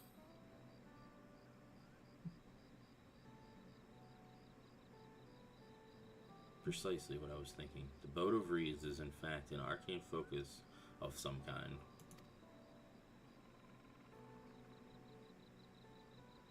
A focus for what? Oh, this Hana is a harvest festival, isn't it? That must mean the float was made to encourage healthy crops. So if we repair the boat and hold the festival, the arcane powers might fix what's wrong with the reeds. We won't know until we try. But 'tis a sound theory. Celebration, prayer, ritual, ceremonies, these have all been known to elicit miraculous effects. Wait. The float? A tool for magic? This is the first I'm hearing of it. In the beginning, it may well not have been. After a good harvest year, there would be no reason to change it. But when the harvest was poor, new adornments were likely added, and those who performed the labor may have imbued their work with ardent hopes for a brighter future. Through the years of trial and error, the Hanu would have refined their festival float into a focus for harvest prayers. Incredible. I know you're particularly fainting from hunger, but reviving really does sound like the solution to all your woes. And I promise we'll do everything in our power to help you. Still not convinced about this focus business, but I accept your aid nonetheless. I will introduce you to the shipwright who's been maintaining the float these last few years. He's replaced both the eye and the pole before, so he should know where and how to procure what we need. Then allow Alice and I to acquire the feathers. We will encourage the people of Hanu to gather and vie for the title of Winds Chosen by sharing with them our own reserves of mana. I'll go with you. I carry some alchemical brews that may afford the same effect.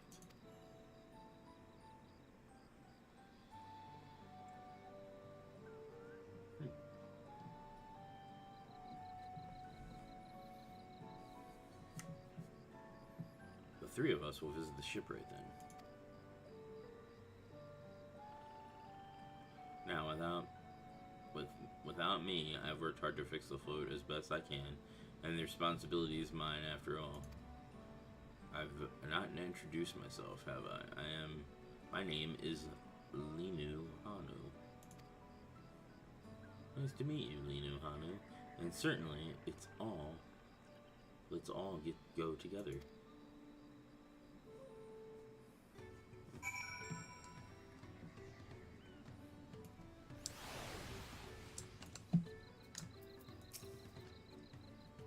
Thanks to Waklamat, we found ourselves a promising way forward. Experience and knowledge are a valuable asset, but there's something to be said for following one's instincts.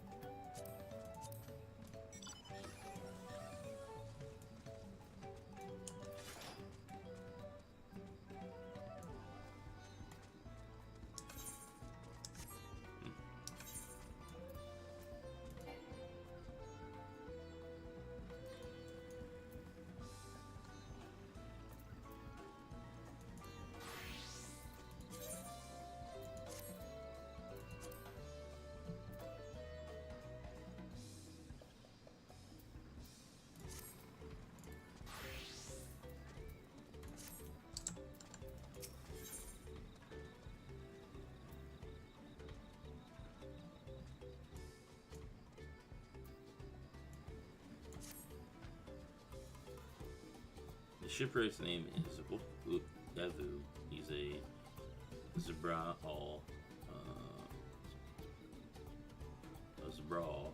who only moved to Kazama Uka a few years ago, but has since mastered our customs to an almost frightening degree. He's especially strict when it comes to manners, so make sure to offer him a proper Hanu greeting. We wouldn't want to offer him right before asking a favor. We wouldn't want to offend him right before asking a favor. A proper Hanu greeting. Oh, that one. Don't worry, I remember how it goes. Then we shouldn't have any problems. Let's head to Akbikbi, to the east of here.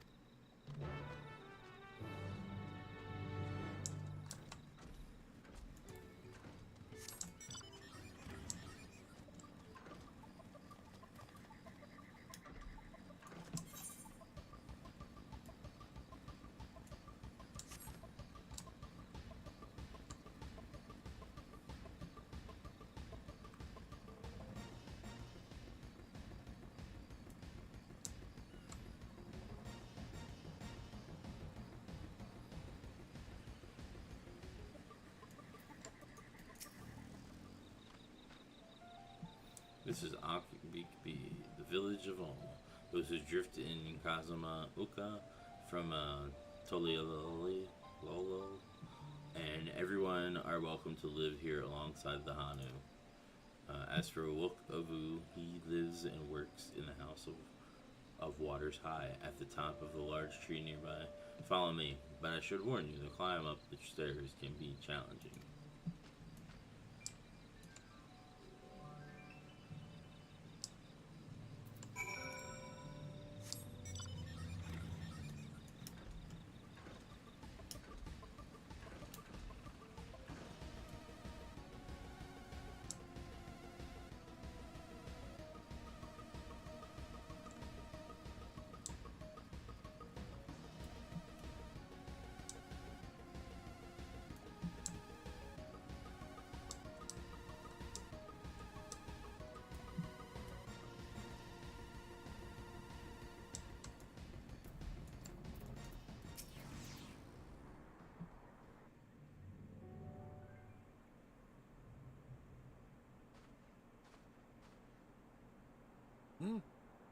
What do you want with me?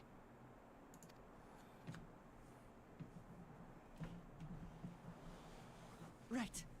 The greeting.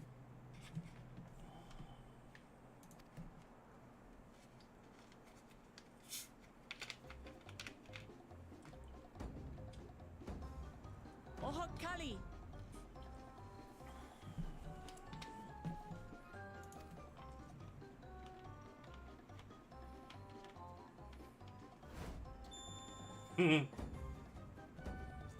Oh, Kali!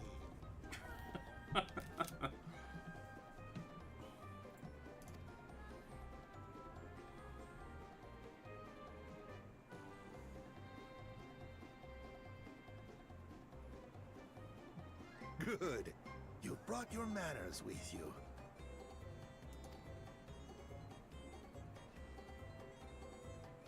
When in Ukanu, do as the Hanu do. For a country as diverse as ours, the preservation of harmony demands that we respect the cultures of all peoples who call it home. Well, that explains your familiarity with Hanu customs. And you speak truth, of course. To live together means to learn about each other. Ah, I appreciate an open mind. In fact, I get the sense we've met before.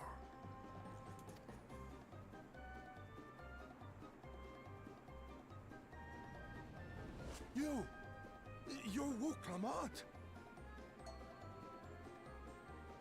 Oh, what an unexpected honor for old Wook Evu. Here I am prattling on about manners, and I've gone and insulted the third promise herself. There is no excuse for this betrayal of etiquette. Please, take up your axe and claim my impudent head! I will not. Keep your head. I hate formalities anyway, so forget about it, alright? Alright then. Consider it forgotten. Jesus. How prompt. We're actually here about the Ihihana float. It's in bad shape, and we need you to craft new carrying poles and a new eye. I'm told you worked with Uyuipo wood and a certain kind of stone? Abokisha? That I do. But, well, I would like nothing more than to offer my services. I just used the last I had of both those materials. My lumber in particular went to fixing homes damaged by the recent storm. I'll need 10 days or so to restock. We can't wait that long. If you tell me where to go, I'll gather them myself. What? Send the third promise out on an errand like some common lackey? That's utterly unconscionable. A gross violation of social protocol. I told you not to worry about such things. All right then. I shan't worry a whit. Jeez.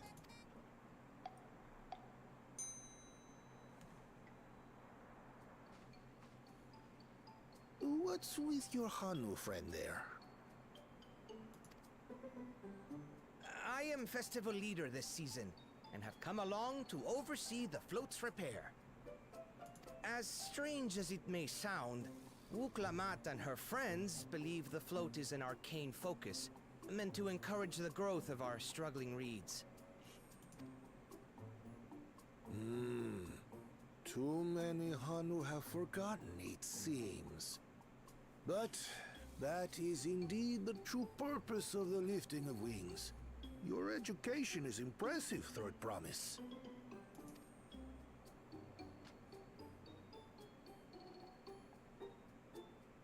Well, maybe a little. Allow me to show you where to procure Uyuipo. We can leave the Abokisha to your friends, I presume? Take yourself to Cave Kikitola, or thereabouts, and you should find the stones you need.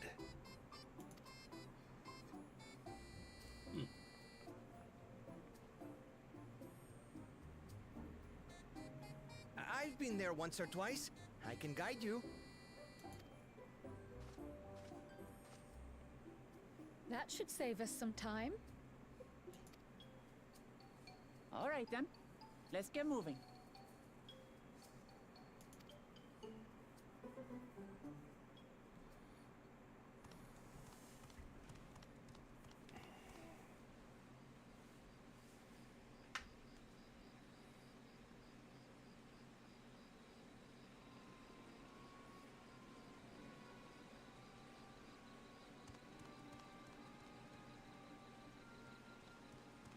Chosen one of your rivals is making progress.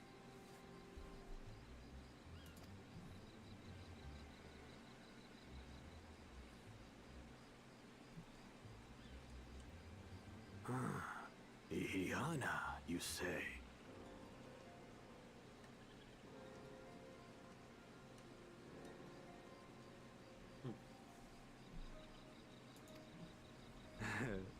Should our first choice fail to deliver, it might be wise to let this play out.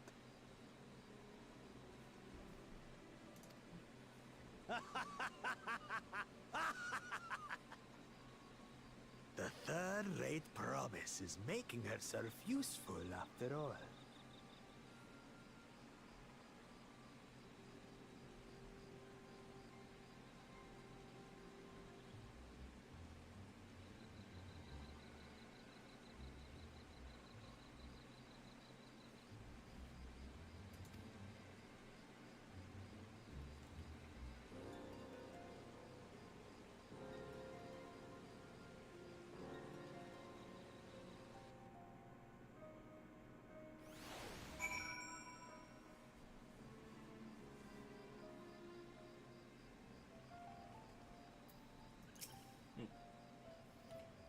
Cave Kikitola is southwest of Okahana.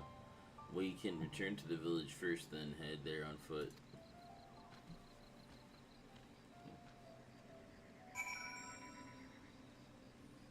Interesting. I'm probably going to play like 30 minutes more, and then we'll probably wrap it up for a little bit. I'm kind of getting hungry and want to go grab some food. We might do a stream later. Or tomorrow, at least.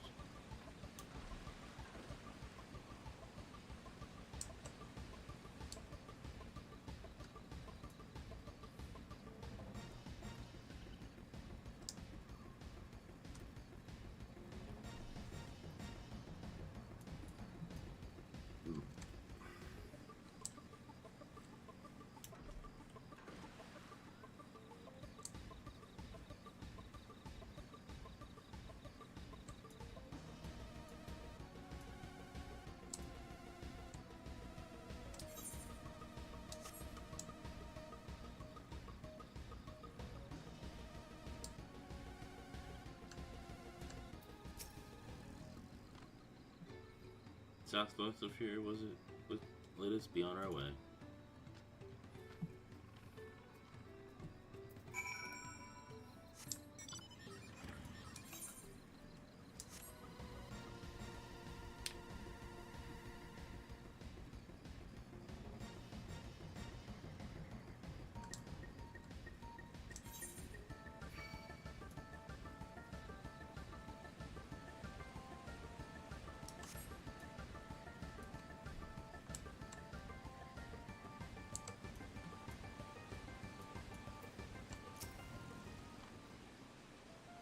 Cave Kikitola, as promised.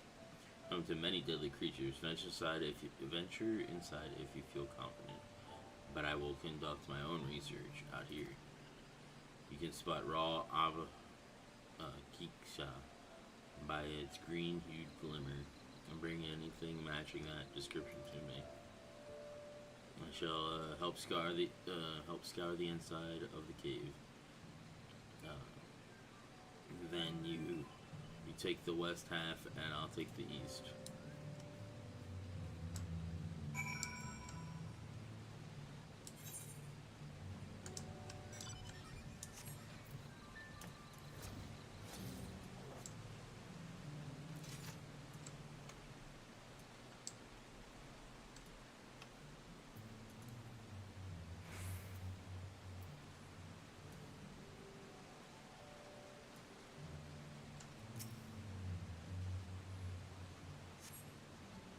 Upon closer inspection, find that the glimmering spot was just light reflecting off the water.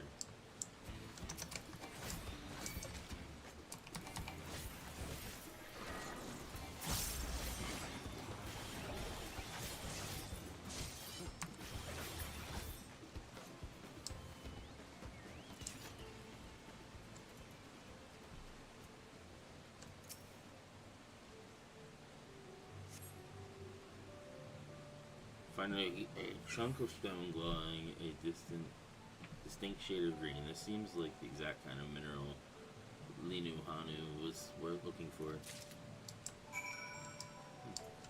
No, that was simpler than I thought.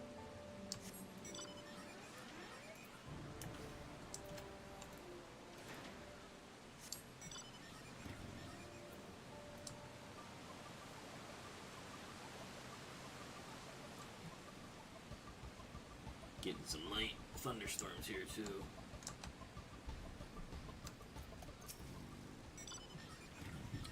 Picked over the ground near the entrance but found nothing. Did you have better luck inside the cave?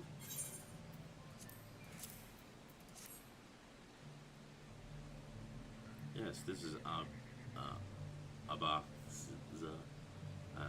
Along with Krau's contribution, we have more than enough for our needs. The stones you brought shine very brightly. I thank you both.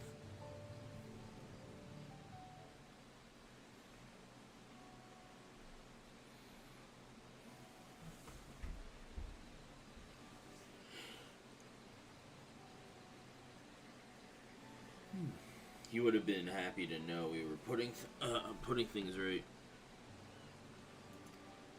Truth be told, a good friend of mine was meant to be festival leader for this year's Ishihana. But when that storm hit, he did not survive. It fell to me to carry on in his stead. That was why you agreed to Juan Clement's request, despite your initial reluctance. Yes, it hurts to hear, but she was right. Though I must mourn, I cannot let my grief consume me. Her words made me realize that the path to my recovery, our recovery, is already laid out before me, and I will walk it for myself and for my friend.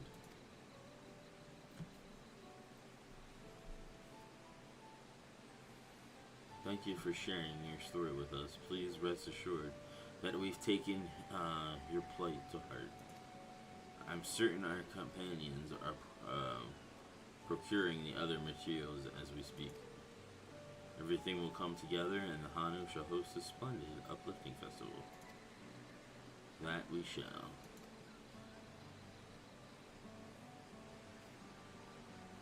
With that, let us return and deliver the Abaxia into Evu's waiting hands.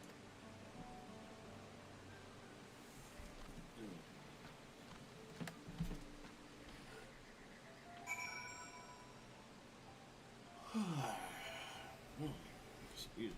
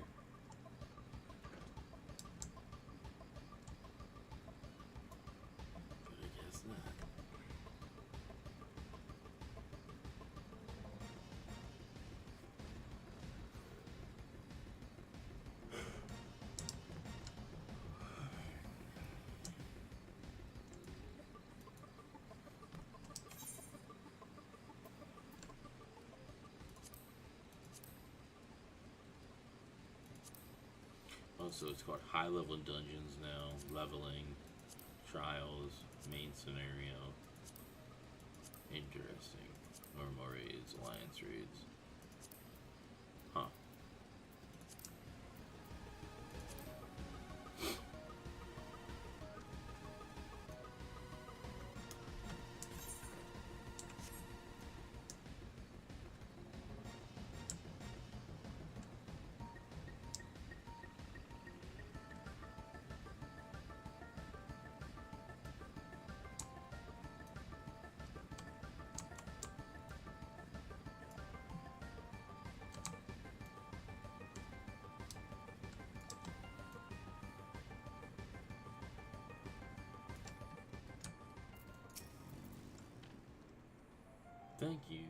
Thanks to the third promise and her mighty swings, we've collected some suitable logs of Oyo Ipo, one of the Pictomancer.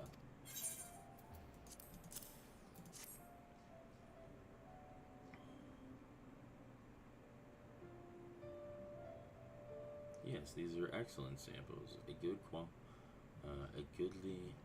goodly quantity too. At this stage, you've likely surmised that the lifting of wings encourages the crops to grow, but not exactly how, huh? Well, you're in for a treat. It all goes to plan. The results should be spectacular.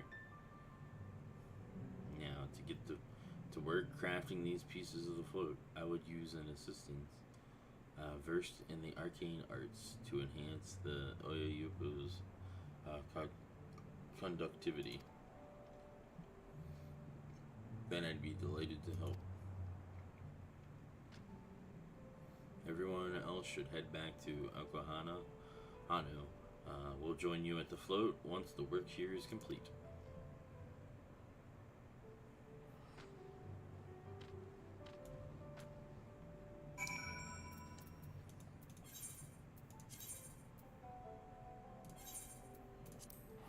Sounds good.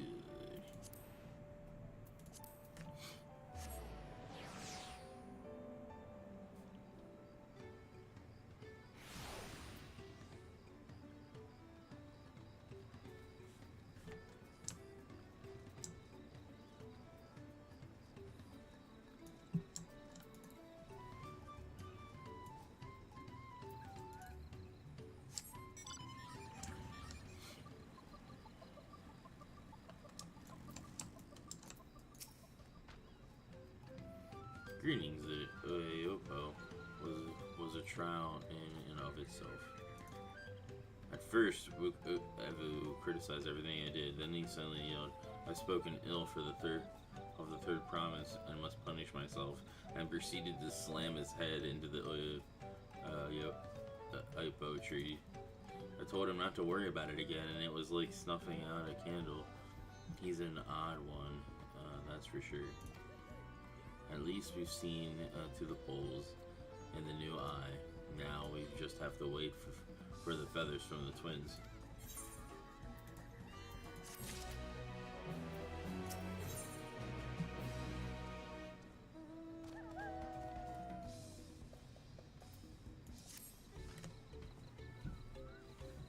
We should get some rest before the excitement begins.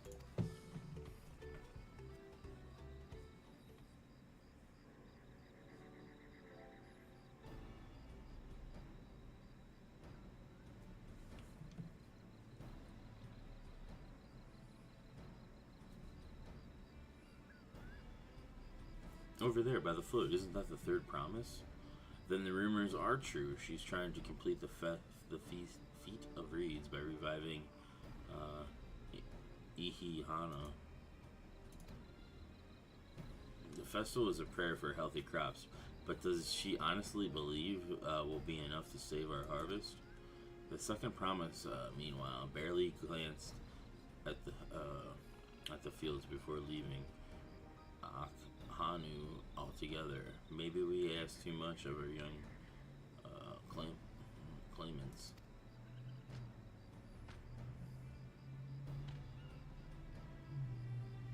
Oh, I wouldn't be too quick to count Kona out.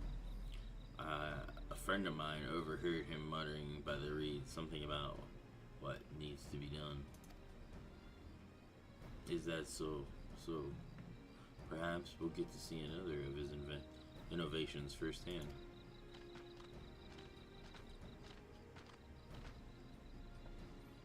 That sounds like Arcona. One look at the reeds was all he needed to think up a solution.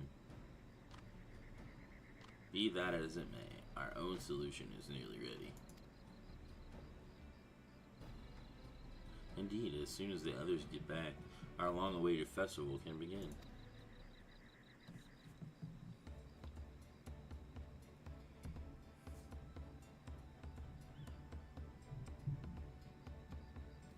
It took some doing, but we managed to gather competitors to vie for the title of ones chosen.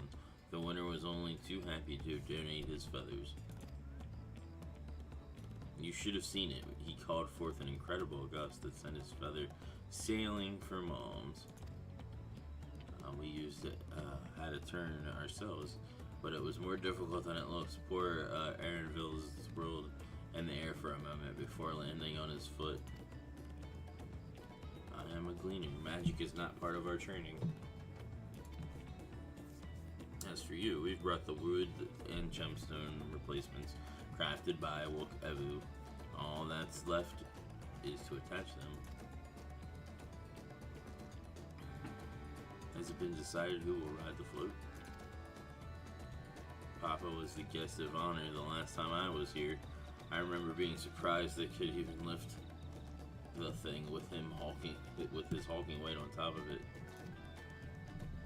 The rider must be a personage of great esteem, which is why an invitation is usually extended to the Dawn Servant. This time, however, I have another in mind. Oh, who is it?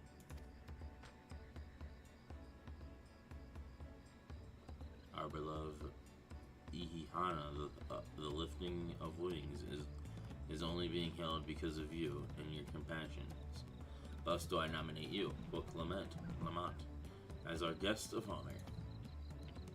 Huh? Me?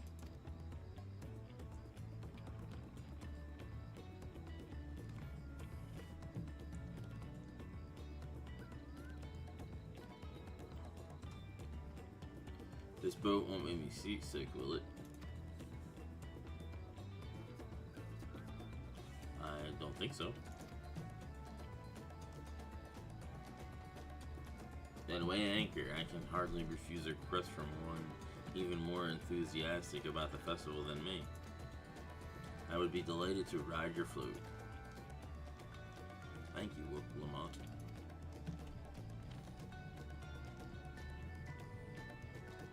I have roles for the rest of you as well. We'll be carrying the festival float in a slow procession towards Kazanyaki, where the sacred likeness of Kizhihi is ensconced. What I'd like you to do is clear the path of dangerous wildlife so that the procession can move along unimpeded. Consider it done. You expect me to sit still until Wook Evu is finished with the floats? Let me come along and help with the clearing.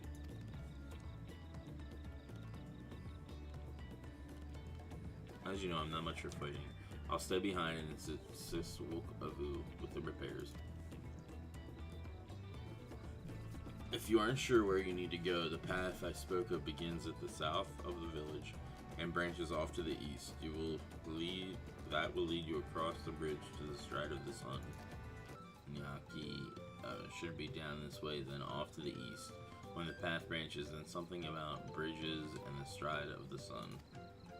Anyway, let's split up and get to work. Once you've called all the threat you can find, we'll meet up in front of Kizhihi.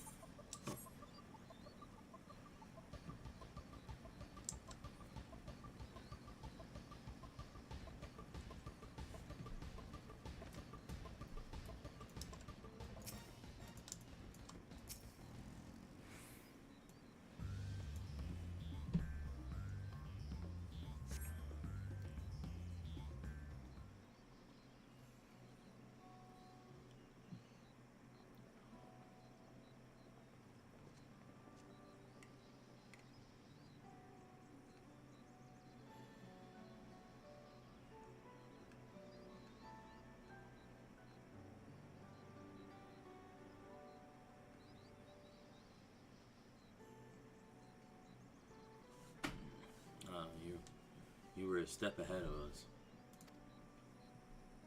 This must be the likeness of Kizi.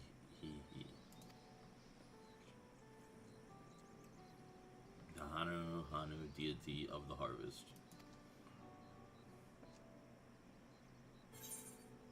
Even their secret images are woven with reeds. It reminds me of something I saw in Academia and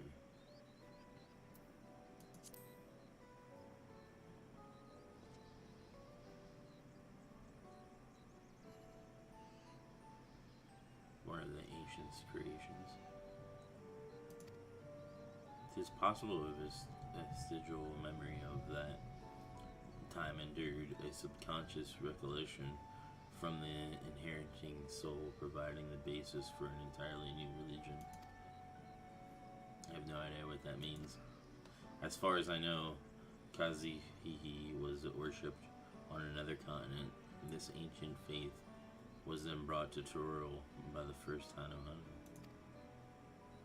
The Hanu migrated here from another continent, but mayhap the two do share a common ancestor.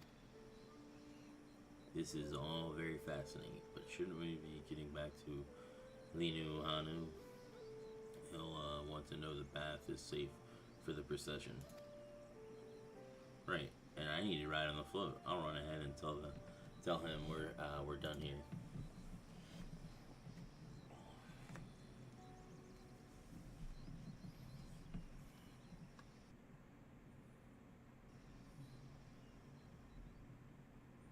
Meanwhile, in Okano,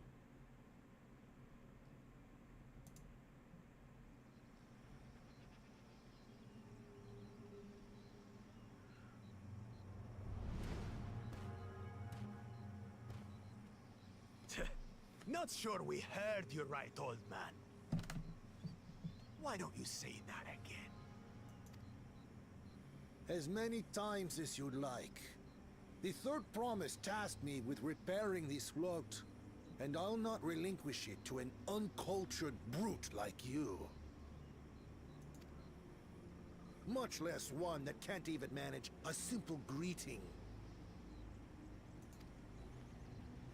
We wanted to handle this in a civilized way, but we're more than willing to kill you.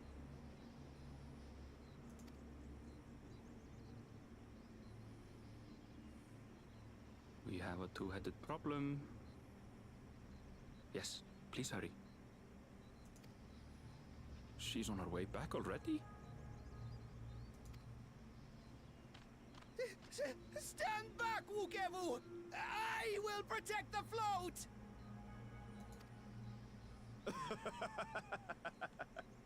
Are you trying to be brave, little bird? I could never have repaired the float alone. Not properly. But thanks to Wuklamat and her friends, we can hold Ihihana again! This is a priceless treasure! And as festival leader, I would die to protect it!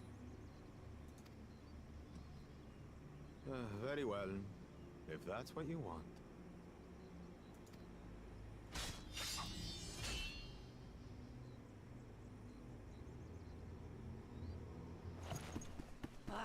Cha-cha!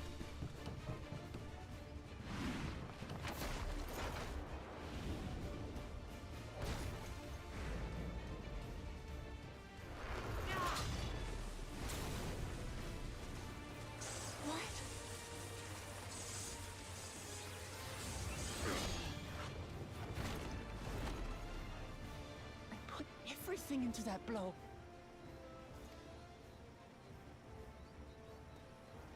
Good. The better for you to understand the gulf between us.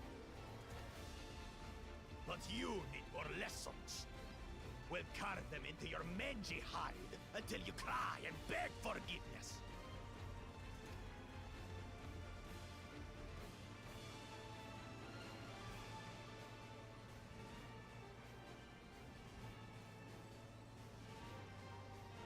Your brilliant plan was to steal the float and take the credit. The so-called blessed siblings are nothing but cheats.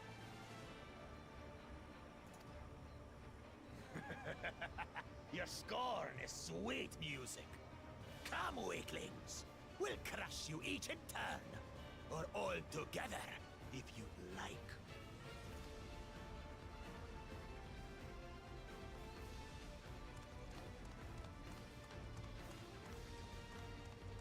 Calm yourself, Chosen One.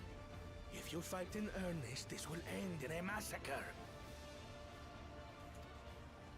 What's more, we have word that our other prospect is on the verge of success. Then it would be foolish to expend effort sweating nuts.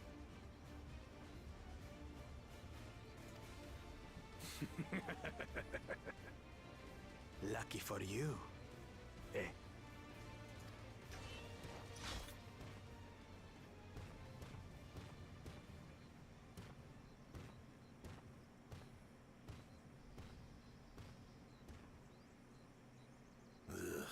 Two heads. I see Mamuk still clings to that loathsome hope.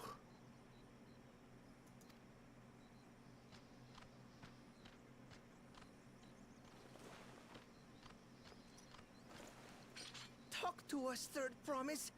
You're not dying, are you?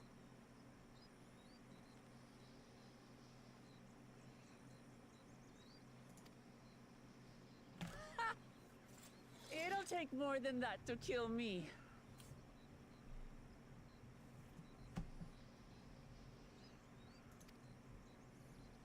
So, are we having this festival or not?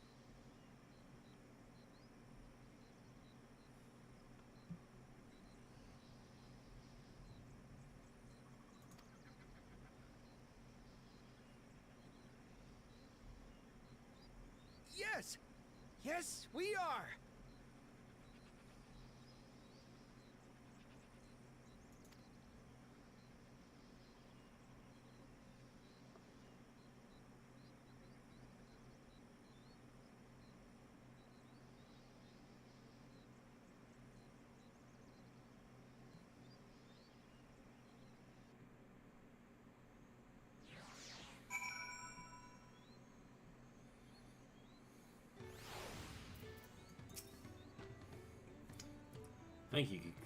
Thank you for coming to our rescue. I tried to protect the float, but against the two-head, I may as well have not been there at all. Nonsense. You stood your ground and brought us the time we needed to make it back. You were incredibly brave.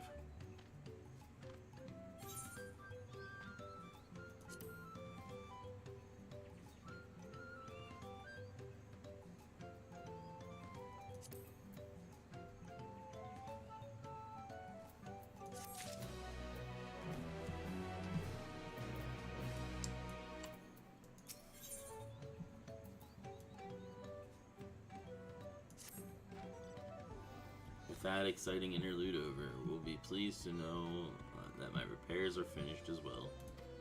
Before we commence the festival, however, it would be a courtesy to inform the villagers that Ihihana will be held after all. Go forth, but do not forget your greetings. At this stage, I should hope the reminder is unnecessary. Oka Kalili C. I remember.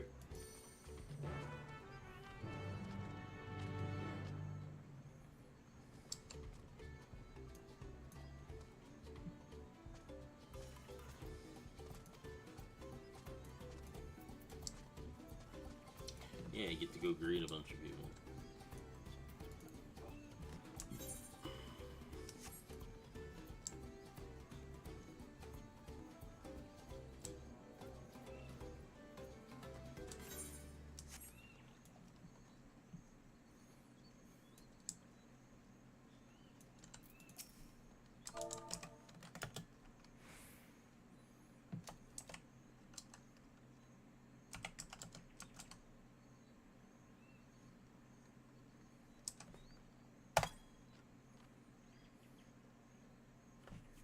Ukulele.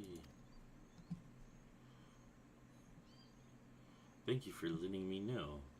I would very much like to attend the festival, but the repairs should be finished as soon as possible. What to do?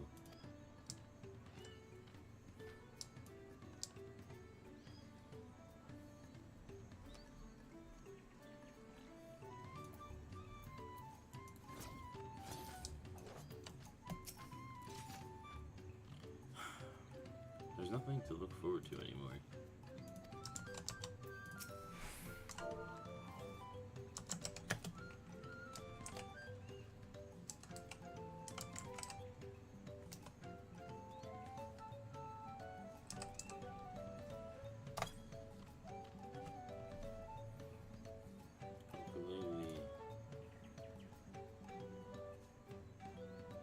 The festival is about to begin. What do you expect me to say? Besides, of course, I'll be there. Cleaning up the storm's aftermath may have been hard on us all, but the lifting of wings is tradition, and a joyous one at that. I won't sit here brooding my days away. Give me a moment to get ready.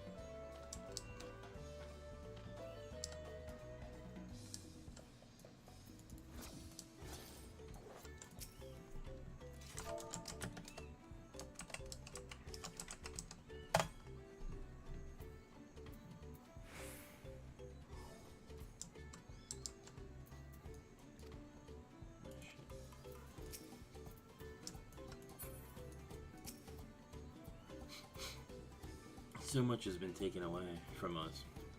Why even try?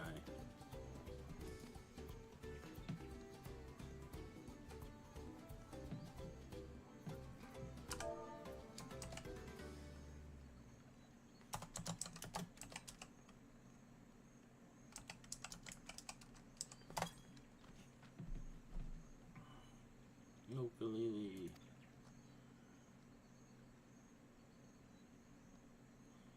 What? The float is fixed? Our fallen friends would be glad to know that Ihihana will soon be underway. They would have wanted us to honor them with celebration, not let their loss deter us from it. I must go and enjoy the festival for those who no longer can.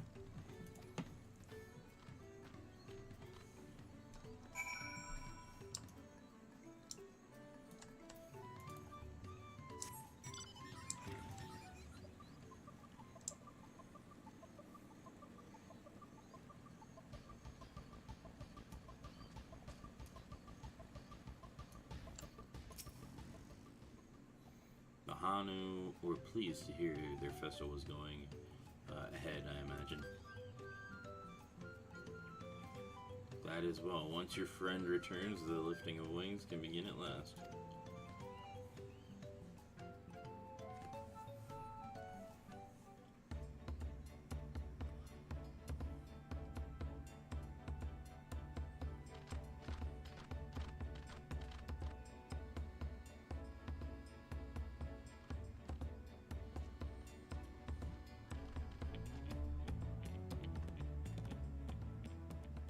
So few have come. Patience. Once Ihihana gets underway, no Hanu will be able to resist joining in. Just so. Ukewu knows well the heart of the Hanu. Have faith, Third Promise, and climb aboard the float. It is time for the lifting of wings. Right. Off we go.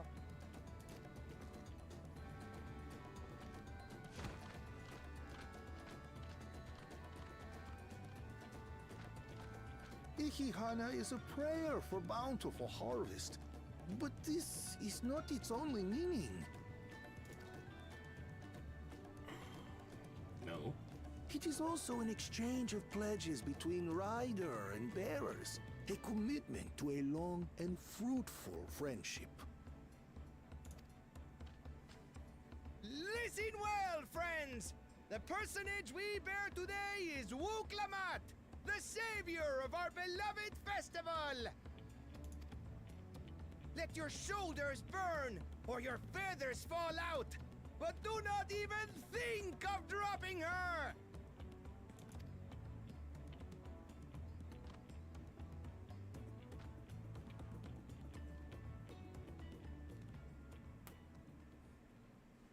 Ready and...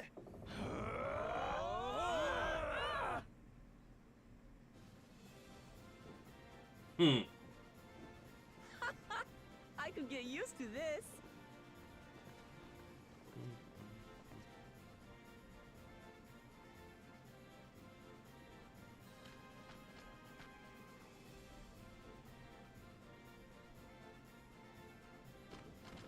Will empty belly stop you from joining in the fun? Come and help us carry the float!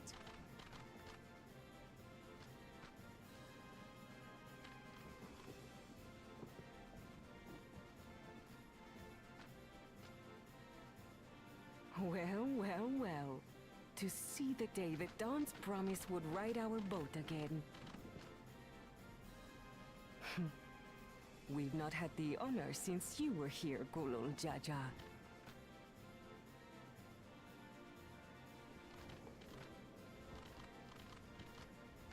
Right, we've enough bearers now. Onwards to Kozanuaki!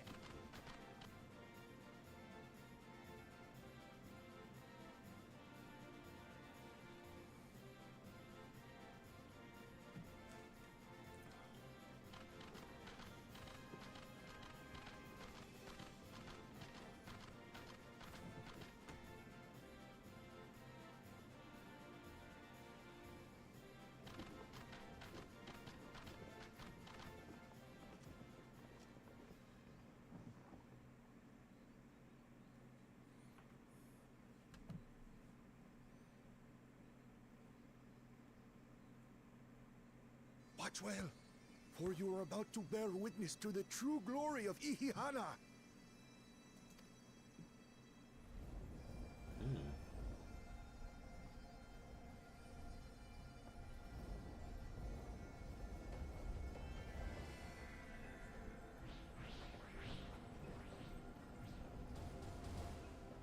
The float draws upon our life force, concentrating and amplifying the energy.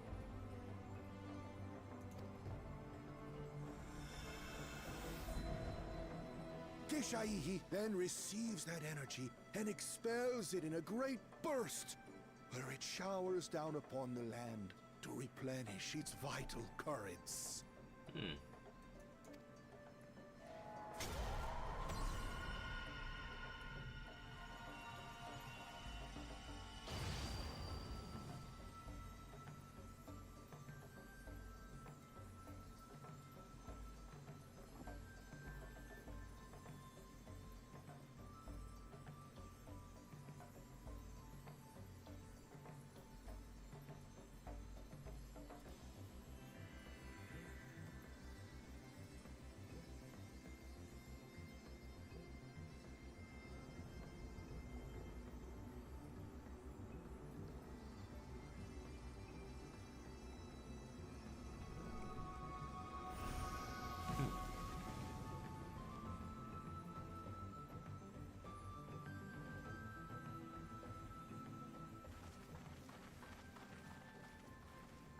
It worked. Like a literal charm.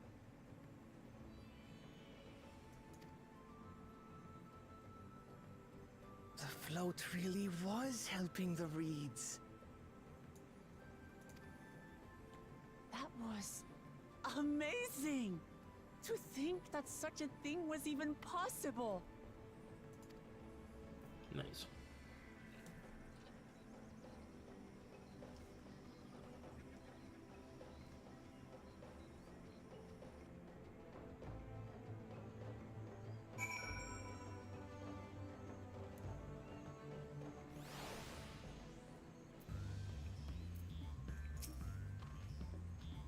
Should I have left the boat behind like that?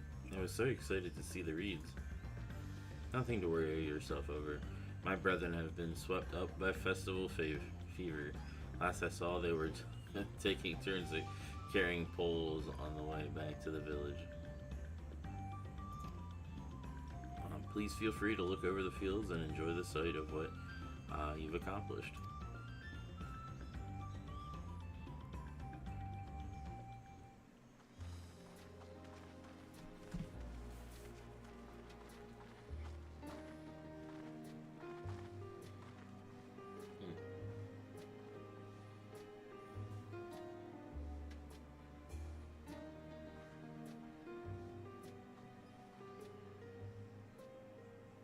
Some of them still look a bit sickly.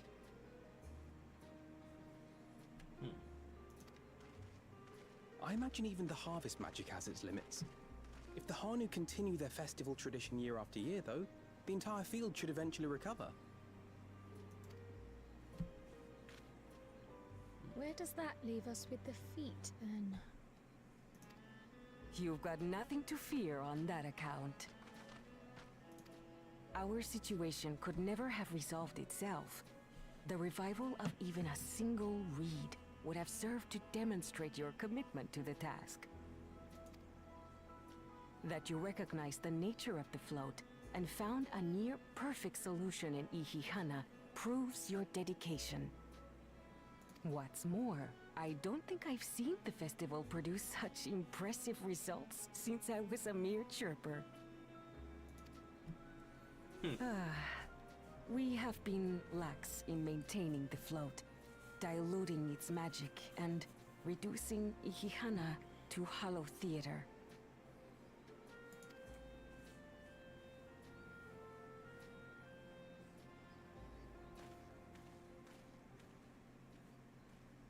Kona!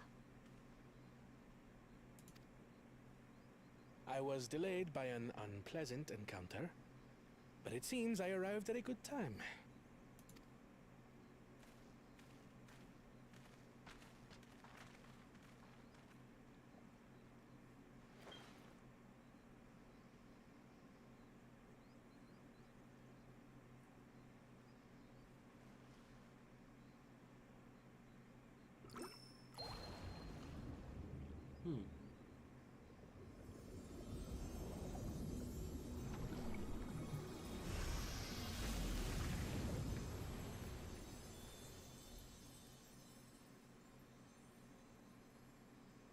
Oh, isn't that wonderful?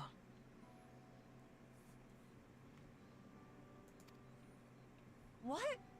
You just pour in some mystery liquid and problem solved? Stagnant ether was to blame for the reed's poor condition.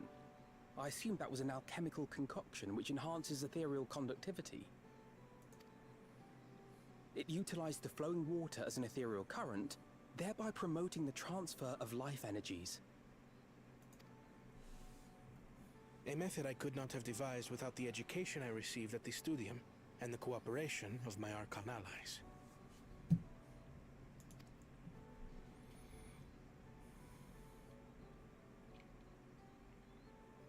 Archon allies?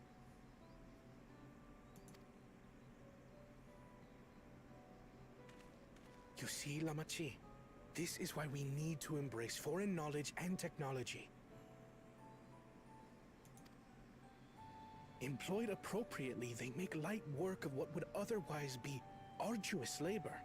There's no need to lug around heavy floats.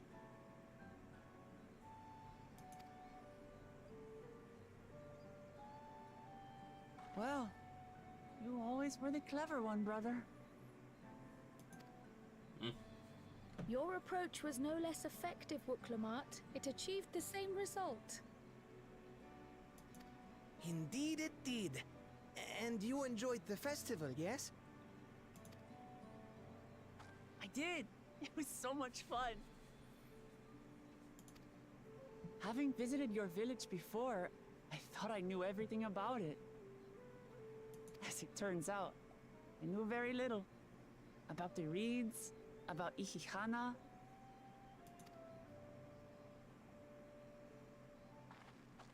With all I've learned this time, I feel as though I've really come to know the Hanu. And I like you even more now than I did before.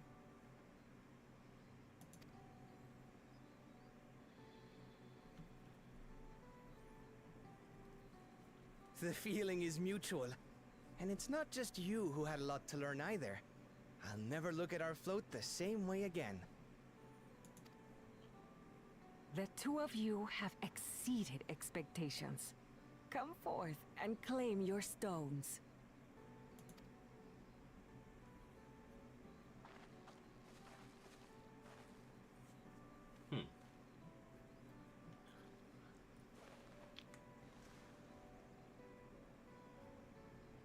So this is what they look like. Go on, set it in the tablet.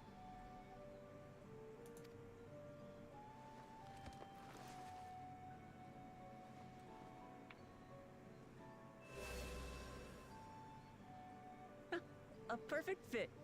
That leaves 6 more. And on to the next.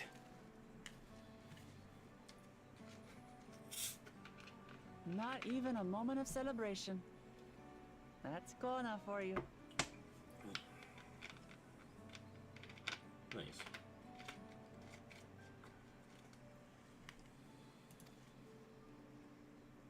The third promise? You must join us for Ikikana next season. As Dawn Servant, of course.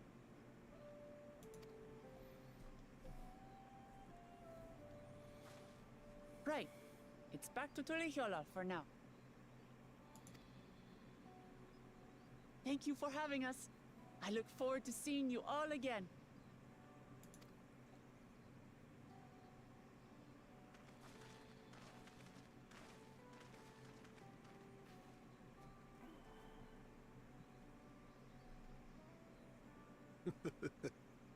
These are interesting times indeed.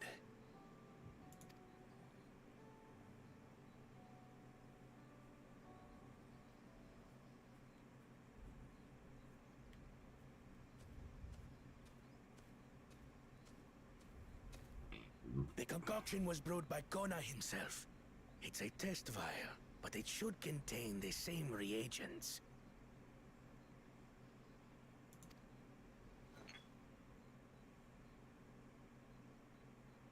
Good work. We'll use whatever we must to win. For win we must.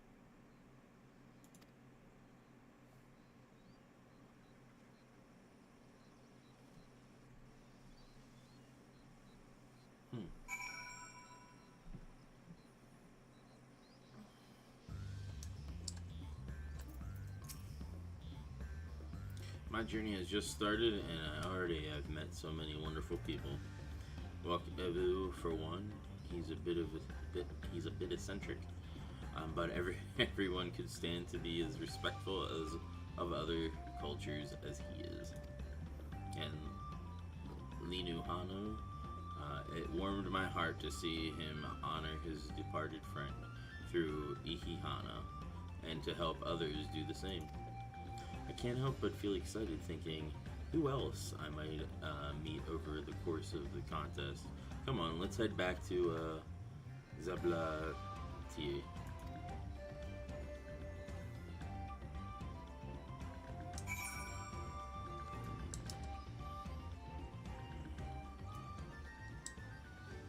Now we can do these side quests to get the Aether Currents.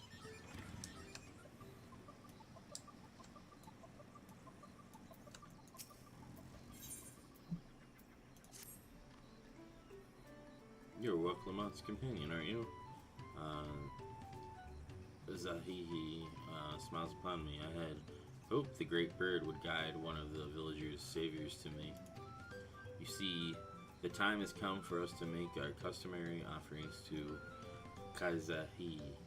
It is a ceremony we hold dear, and I would invite you to participate as an honored guest. You will join us then? Oh. That makes me so happy. My feathers are standing up straight. The tradition of offering is a fruit that grows to the northwest, and they must be so ripe that they've fallen to the earth. Gather 3 and deliver them to Lanu Hali at the shrine. Okay.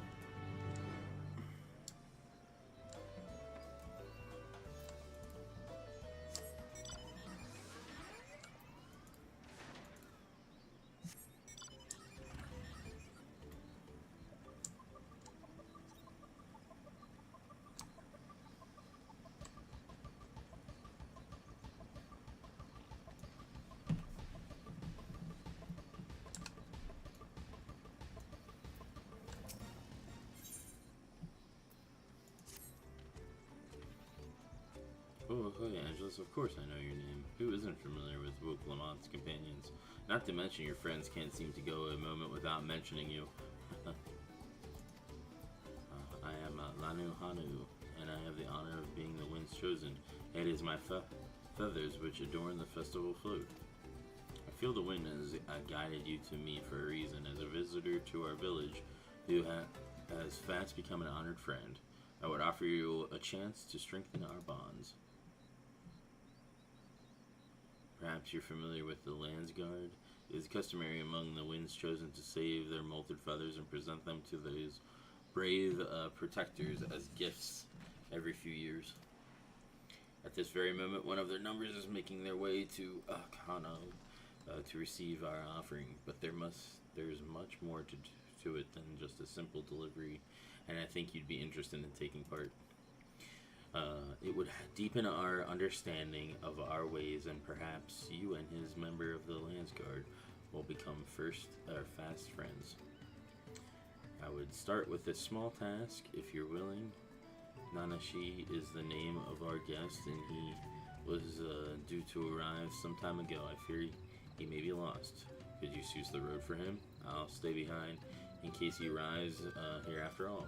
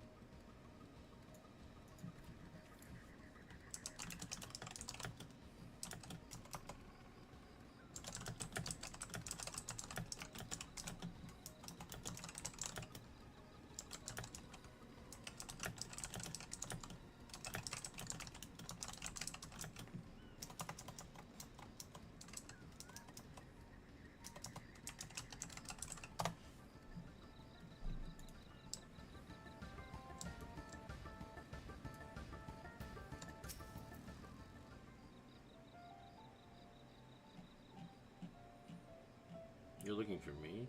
You're not a Hanu Hanu, unless you're molting something awful.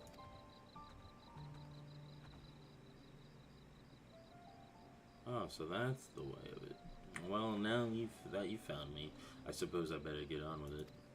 Sorry for my lack of enthusiasm. I joined the Lands Guard, hoping I could bust some skulls, slaughter some beasts, you know, use these muscles of mine. But for my first assignment, I'm lugging crates of supplies around. It's not exactly what I had in mind. I suppose complaining won't get this done any faster. Let's go meet this Lanu Hanu then.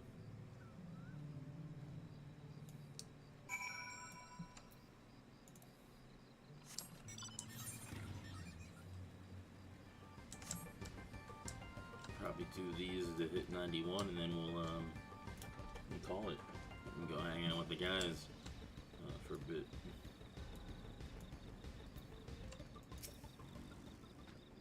Alright, you found him. Now we can begin. Before the gift of feathers is to be bestowed, there are proper steps that must be taken.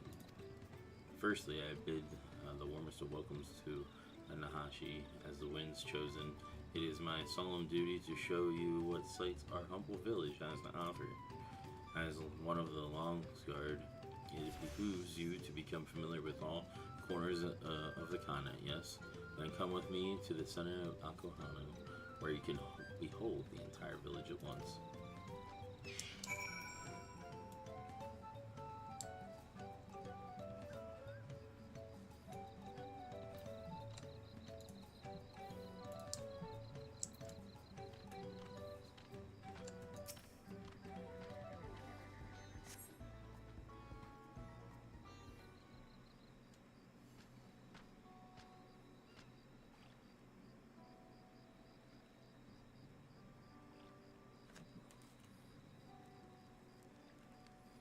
Take it all in, this is Akohano.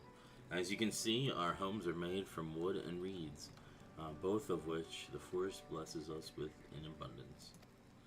But nature's blessings are to be treated with care, for dry reeds can easily catch flame, and if they do, we risk setting our entire village alight. Building waterways through Akohana is a perfect way to protect us from such incidents, but aquatic beasts can travel them as well, and when these beasts become too great in number, we beseech the Lands Guards to call them. Do you now? I always thought hunting duty was just a way to keep us sharp. While I'm here, I'll make sure nothing troubles your home. Oh, Akohana. Well, thank you. And now for the reason you came. The feathers of the winds chosen, you are used to adorn the equipment worn by the Lands Guard. The design invokes the image of Kezahala and a great bird revered by all Hanu Hanu. The feathers give it a touch of authenticity that make the soldiers appear all the fiercer. Every soldier outfit is designed according to their profession, and each feather must undergo an elaborate process of dyeing and oiling to meet the Lands Guard's varied needs.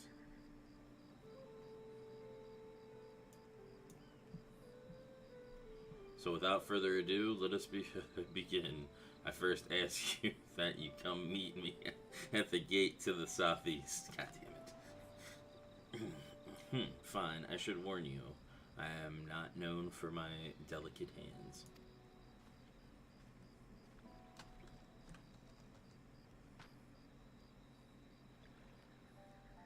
That went about as well as expected. Could you stay behind for a moment, Angels? I would like to hear your opinion on Nahanshi.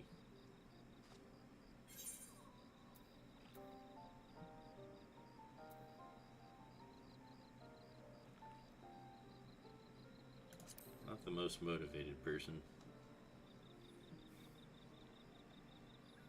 I have the same impression. Truth be told, his attitude is the same as every Lands Guard troop who's come to receive this gift, and we're meant to fix it. Consider this a rite of passage of sorts. The Landsguard sends us troops whose rough edges won't want for polish, and the tasks we set before them serve as a whetstone. Over the course of our work, they gain a great insight into the history and meaning behind this exchange of gifts. Us soldiers with a tangible bond to their charge will protect it all the more staunchly. In recent days, however, even our treasure trove of knowledge hasn't been enough to rouse the spirits of some, but working alongside someone as capable as you, Yunhanchi, I may find the extra motivation he needs. Now then, let us proceed to the southeastern gate, and while this goes without saying, keep this little conversation between us as a secret.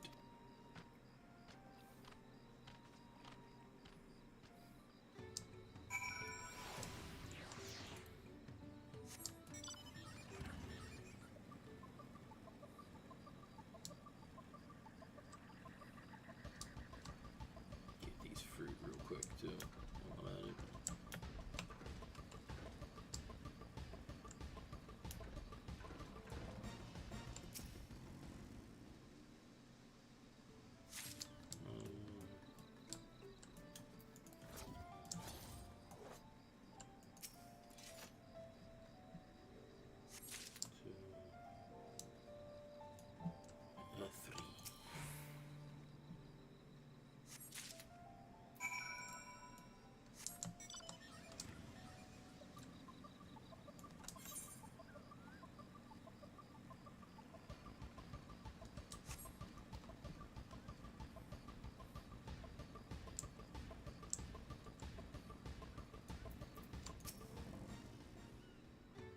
What did I do to deserve this?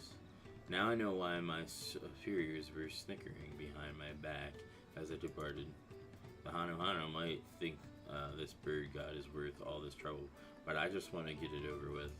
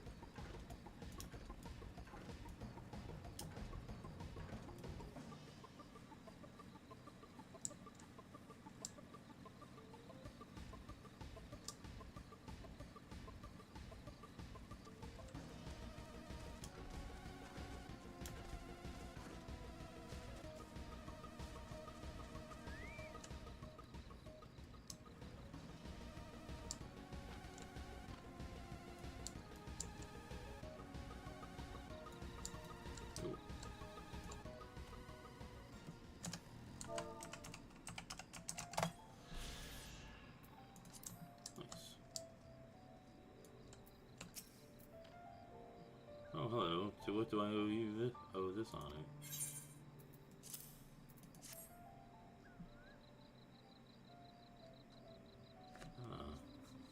Ixiana will be most satisfied with these. Today you were more than an honored guest. You were the very heart of the ceremony. After your efforts to bring in Ihihana back to us, Exena is doubtless overjoyed to see you in this role. The fruit shall bear a powerful blessing indeed. Now you must take the previous offering back whence you came. Deliver the blessed fruit to Hanu, and the ceremony will be complete. Go with haste.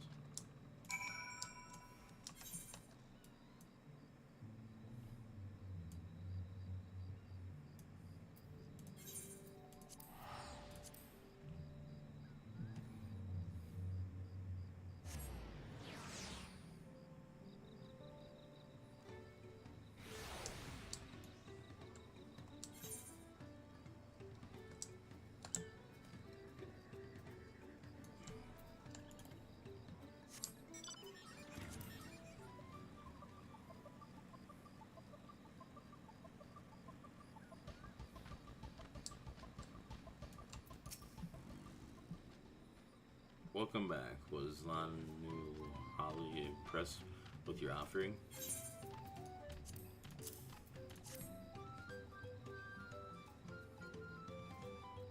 Yes, I can see it out of his grace emanating from these. Thus the ceremony is complete. The younger Hanu clamored to participate in this rite, you know. It's said that the fruit offered to us becomes imbued with its divine spirit, and all who carry them shall be blessed with great luck. Surely you will be too. Although you traveled far, I hope you feel enriched by the experience. Go with your gratitude, and may the wings of Zaya sweep ill fortune from your path. Level up. Alright. But anyway, on that note, we're gonna finish out here. And yeah, thanks for being here, folks. Anybody that was chilling in the chats over on X, Rumble, or here on YouTube. Surfer Jake Owns, thanks for being here. Much appreciated. If you're new, make sure you subscribe. That'd be greatly appreciated. Especially if you liked what you were watching. I play all kinds of games. We also do some wrestling stuff too, from time to time as well. So take care, everybody, and we'll catch y'all on